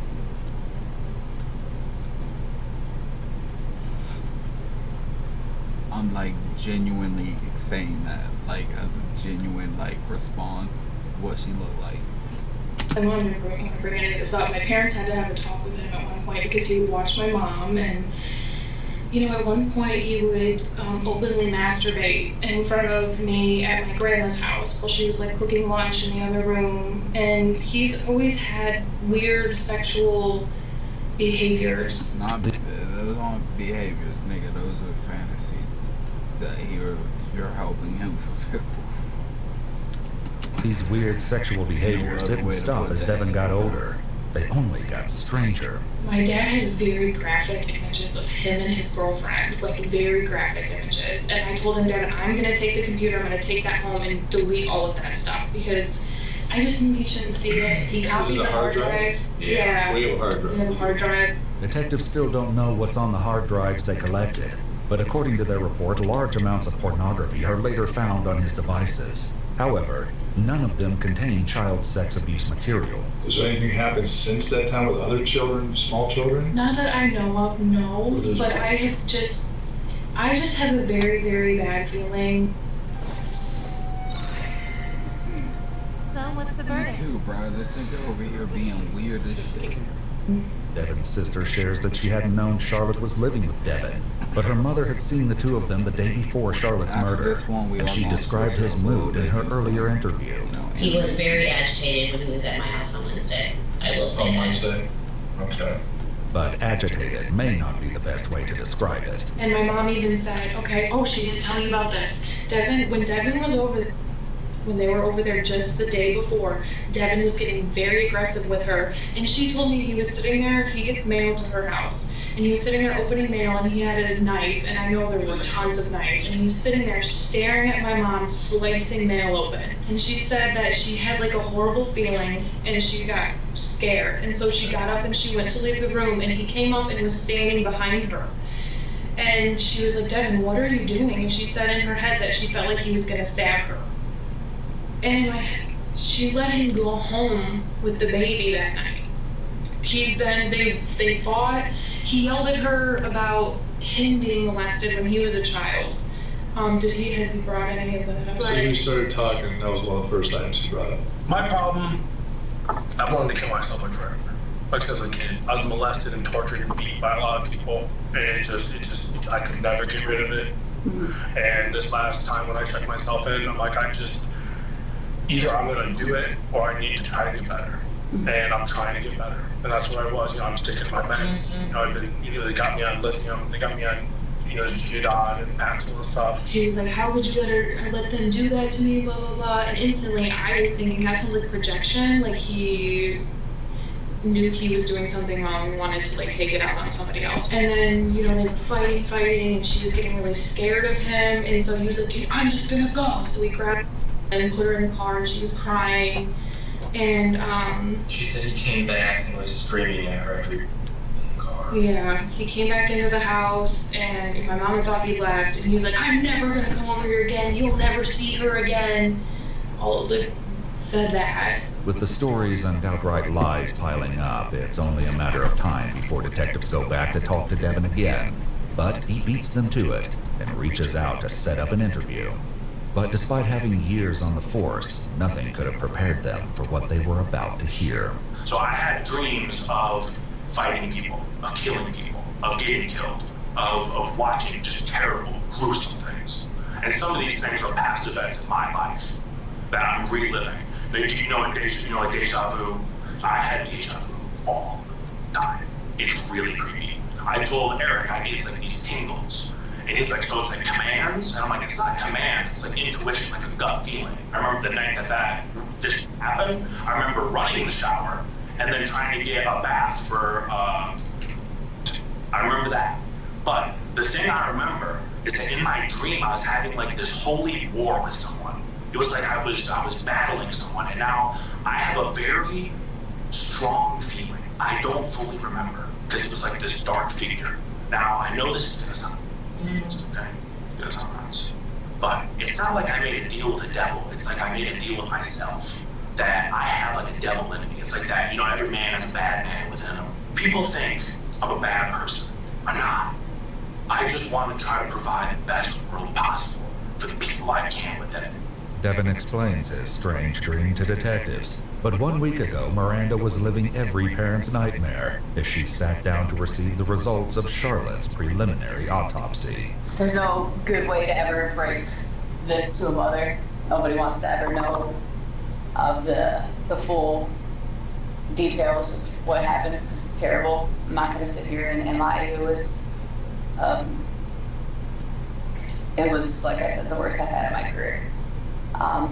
Died of blunt force trauma, strangulation, and she had a broken rib, and she was it's presumptive for a sexual assault. Now, I don't know what really happened that night. I don't. Wow. All I know is that I went to bed and it felt like I had this holy war in my brain, like I was dreaming this battle. That just, you know, using What were you doing in the battle? What kind of battle were you fighting? It was like this demon I was fighting. And so within this battle, I was fighting this demon that was attacking the home. It was there, it was this dark figure. You know? I ain't gonna lie, we gotta give props to the other dude because this nigga is ass at pulling the crazy card. Now the innocent card, like he didn't know what was going on, he was better at pulling that shit off. He was crying, doing all that. He was pretty good with that. This little act, the insane act, I'm not buying that. I never saw the it. guy. I kind of bought it off. But I remember, I was like, I have a blade. I'll use this blade. You know, it was like a stick. It was a long stick. I'm like, this stick, I can beat you with this stick, and you'll never know what's gonna happen. Like this stick will hurt you so bad you'll never know. Where'd you get the stick from? It was like things were appearing for me. Like I was manifesting these weapons. So like I would pull like a blade would appear from the ground, and I pulled the blade and I try to fight him, and then I blade did you pull? It was like the sword I have, the katana. The katana I have in the home. Yes, it looked just like the katana. As Devin continues explaining his battle, investigators can't help but realize that it closely mirrors reality. She was also sliced severely sliced in her left leg by her knee, and it was not just like a cut, like it was like down to the bone, like it was cut. And the stick that you used in your dream, is that the one that you said you got from your father? Yes. Yeah. So it's this like this blessed weapon, that Is that a hollow stick? I don't think it was hollow, because I felt like it was solid, like I could push it through someone. But it could have been hollow. I don't remember it entirely in the dream. But I know that I do have a stick that is hollow that I got from my father. I do know I have one. The blunt force trauma was severe. We're told she's tiny. She's tiny. Yeah, she was tiny. She was a little thing. Yeah. I don't have any excuse for somebody like him. I don't know what his mental status. I don't care how. I just wish I would know. I was telling him. Built for your casework, grounded in the record. That's Ray.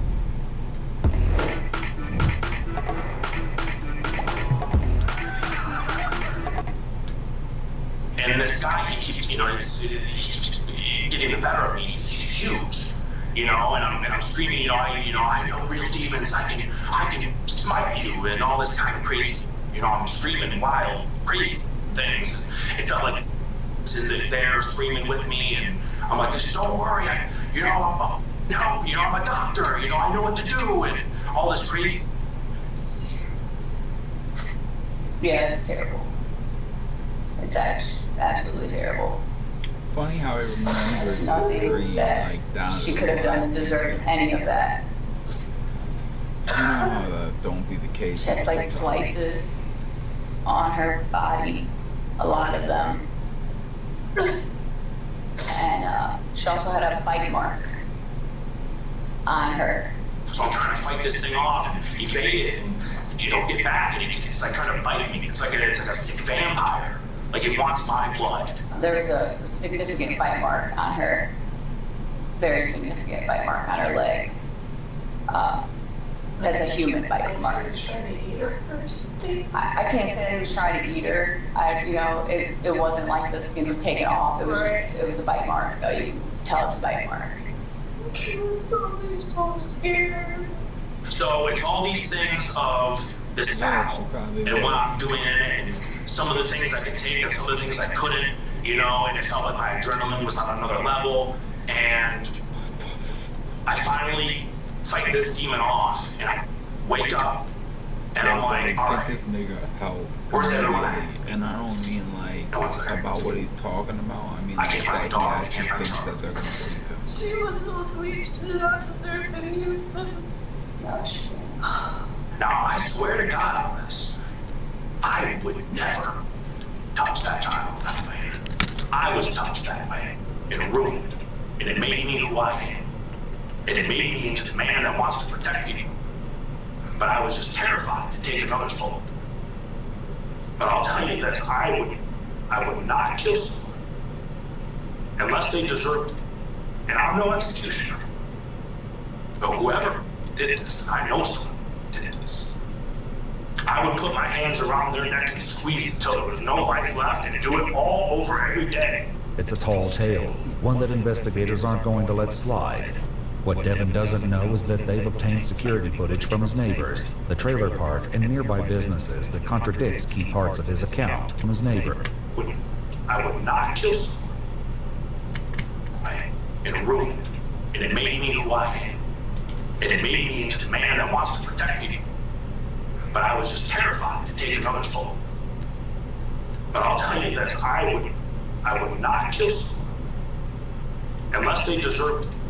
And I'm no executioner. But whoever did this, I know someone did this. I would put my hands around their neck and squeeze until there was no life left and do it all over every day. It's a tall tale, one that investigators aren't going to let slide. What Devin doesn't know is that they've obtained security footage from his neighbors, the trailer park, and nearby businesses that contradicts key parts of his account. And they're ready to confront him with it. Now, you said when you were out looking for... Yes. About 15 minutes before you called the police, you've been going back and forth with the brain. You got in your car and drove. Where'd you go? I did not drive. I didn't go to Yes, you did. that day. Yes. Right then. Yes. There's no way. Before you called dispatch, you left for about 10 minutes. Where'd you go? I drove. You drove. Yeah. I got in my car and drove. Yes.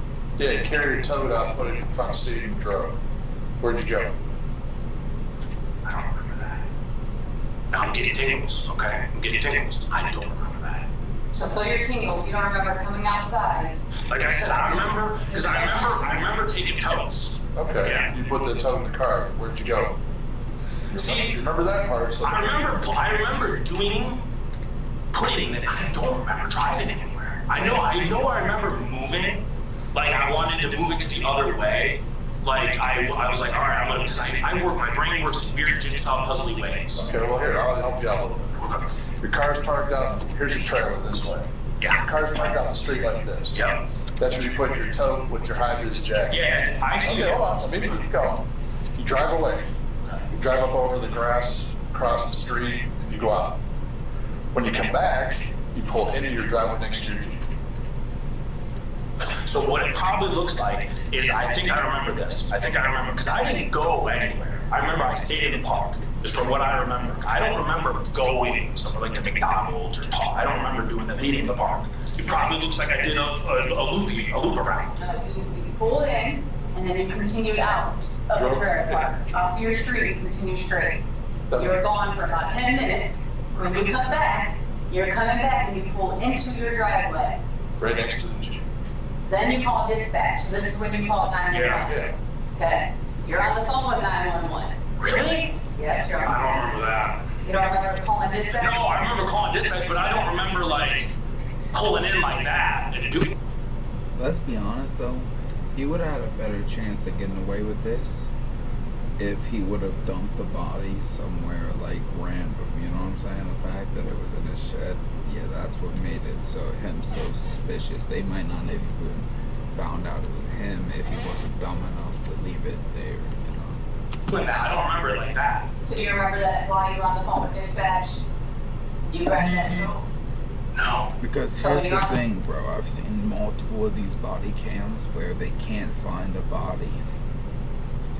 And the only reason that they even have the evidence they need to detain or to arrest some of these people is because they give it up themselves. You know what I'm saying? Like, I've seen that happen multiple times, you know.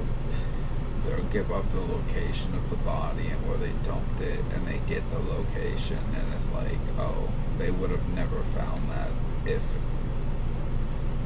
it wasn't for them telling them. You know what I'm saying? So, yeah. I feel like... Call dispatch and You're on the phone and you tell dispatch that you are actually need to lift up your dog. Do you remember that? Maybe. Hold on, let me. Yeah, I'm sorry. I gotta carry my dog inside. He's dying and sick. Hold on. It's okay, Chloe. You don't want a loyalist on stock. Hire Huffman and Huffman because they definitely treat you like family. Love Roblox? Earn Roblox digital gift cards with Microsoft Rewards. Okay. So you tell dispatch that you have to lift up your dog, but you're actually lifting up the tote. Are you for real? Listen, man. Yes, we are for real. Okay. All right. I'm getting tingles right now. You should be having tingles right now. It's giving me tingles. Like my face is getting all weird. As we go forward, do you remember when the officers were in the shed? No. I remember showing them the shed. You know when they were in there? No. You don't remember them in reaction? Well, I remember because, listen. I did not, dude. Dude, there's no way. You're telling me she was in that tote? Yes. You know she was in the tote. I don't know she was in the tote. Yeah, you know. As soon as you heard the officers were almost there, you said you'd pick up your dog, carry her into the house, because Chloe's dying.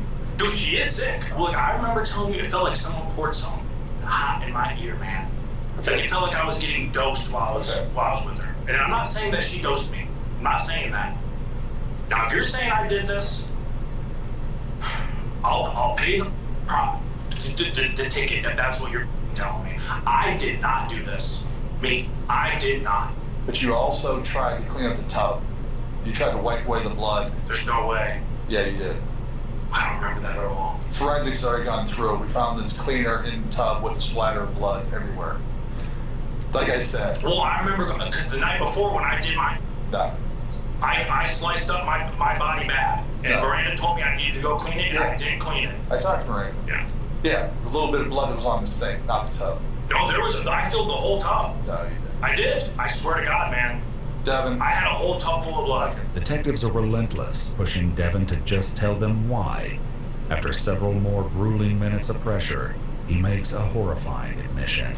I was going to tell you earlier, the only thing that used to bother me, okay, is that she had stuff happen to her. Miranda brought it up, that she messed around with someone at a young age and that sort of thing. So would want to grab me. I want to sleep with you. Will you come sleep with me? And I want to do things with you. I'm like, what do you mean? She goes, I want you. And I'm like, no, don't do that. Don't do that. You know, she would want to go to the bathroom with the door open. I'm like, you gotta shut the door. I'm not saying that's what happened. No, I'm asking you though. This night that this happened, did she try to come on to you that day? Did she want you? Or did she want you? Not that I know of. All I remember was I came home and she was getting ready to leave. I know that she came and hugged me. That's what I remember doing there. I remember that. I don't remember doing what you're saying. I do not remember it. Without Devin's cooperation, detectives end the interview, leaving him with a final thought before walking out the door. Oh, you dream about it. Initially, Devin O'Brien is charged with 4 counts of aggravated murder, with felony murder, victim under age 13, and sexual motivation He ain't gonna be dreaming for much longer, dude. The people inside gonna find out what he did, and I promise he is first on their list. You know, like, they go after child rapists, they go after killers. This one is both. It's like, he has no chance on the inside. He will not live, I promise that. That's why I can sit here and with a smile on my face, you know what I'm saying? Enjoying my day, because at the end of the day, bro, she in heaven, you know, like, for real, on some serious shit. And he is gonna get his.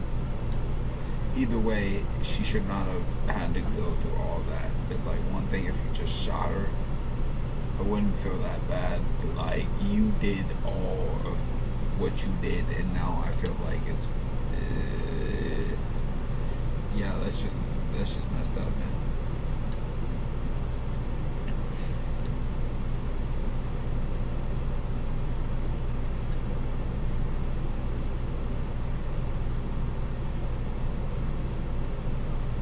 I didn't want to go back there. I never want to go back there. Why do everything fine, but it does. It's always a loving relationship. It is. Not safe. I feel like there's something trapped in him. So everything that she disclosed is a lie. I don't know what she said. How would I know if it's a lie? If it's... He always says lie for me, but this time not gonna lie. He's evil. He's the devil. He's the devil. An 11-year-old girl comes forward with a shocking story, accusing her own father of unthinkable acts. He insists she's just angry about his strict parenting, but as she describes years of horrific violation dating back to kindergarten, the investigation hurtles toward an unprecedented outcome that will leave everyone stunned. For sexual preferences, you like big, fat girls, or you like skinny girls? Little kids, that's crime. The following report is based on official police records, and the footage has never been seen before until now. On August 23, 2022, emergency dispatchers in Alamogordo, New Mexico, take an alarming call from the assistant principal at the local middle school. 911, what is your emergency? We have a student that has reported that she's upset because dad has just come home and she just shared with a little boy that he has been raping her. She was on the phone with a little boy at first was Snapchatting him, but then she's talking to the little boy right now, and his mother had seen the Snapchat message that she sent, and once on the phone just shared with a little boy that has reported that she's upset because dad has just come home, and she just shared with a little boy that he has been raping her. She was on the phone with a little boy at first was Snapchatting him, but then she's talking to the little boy right now, and his mother had seen the Snapchat message that she sent, and once on the phone saying that her dad just got home and she was kind of freaking out. She does not feel safe. Okay, how old is she? She's 11 years and 10 months old. So they told the little girl that help is on the way. Father's name is Ryan, R-Y-A-N, Reese. When Otero County deputies head out to the address, the landlord next door tells them that the situation has become even more urgent. What are you looking for him for? Does he have a daughter? Yes. Like a young daughter? 11, 12, yes. Okay. And they're looking for her. They're looking for her? Yeah. She wasn't here right now. That's the reason I was going to walk over there and sit and look for her. Well, I'm here to make sure she's okay. I didn't know that she ran off. The deputy finds Ryan Reese, the girl's father, who's currently in the midst of searching for his daughter. When was the last time you saw her? This morning. This morning? Okay. She hasn't come home from school. Which school? The dog's gone. The dog's gone? The dog's gone. Okay. Does she have a phone? She does. I've been trying to call her. She's not answering. Did anything happen that would cause her to run away? No. No? Did y'all get in any type of argument? No. I seen her this morning before I left for work. Gave me a hug, and I told her I'll see you when you get home from school. Okay. Have you had issues with her running away in the past? No, I haven't. Can you please inform me? Obviously you're here. Well, there were some concerns, but I need to talk to her. What information I got, she was here. You're gonna talk to him and just see what, because he's acting all weird and nervous to me when I'm talking to him. See if you're getting the same on him.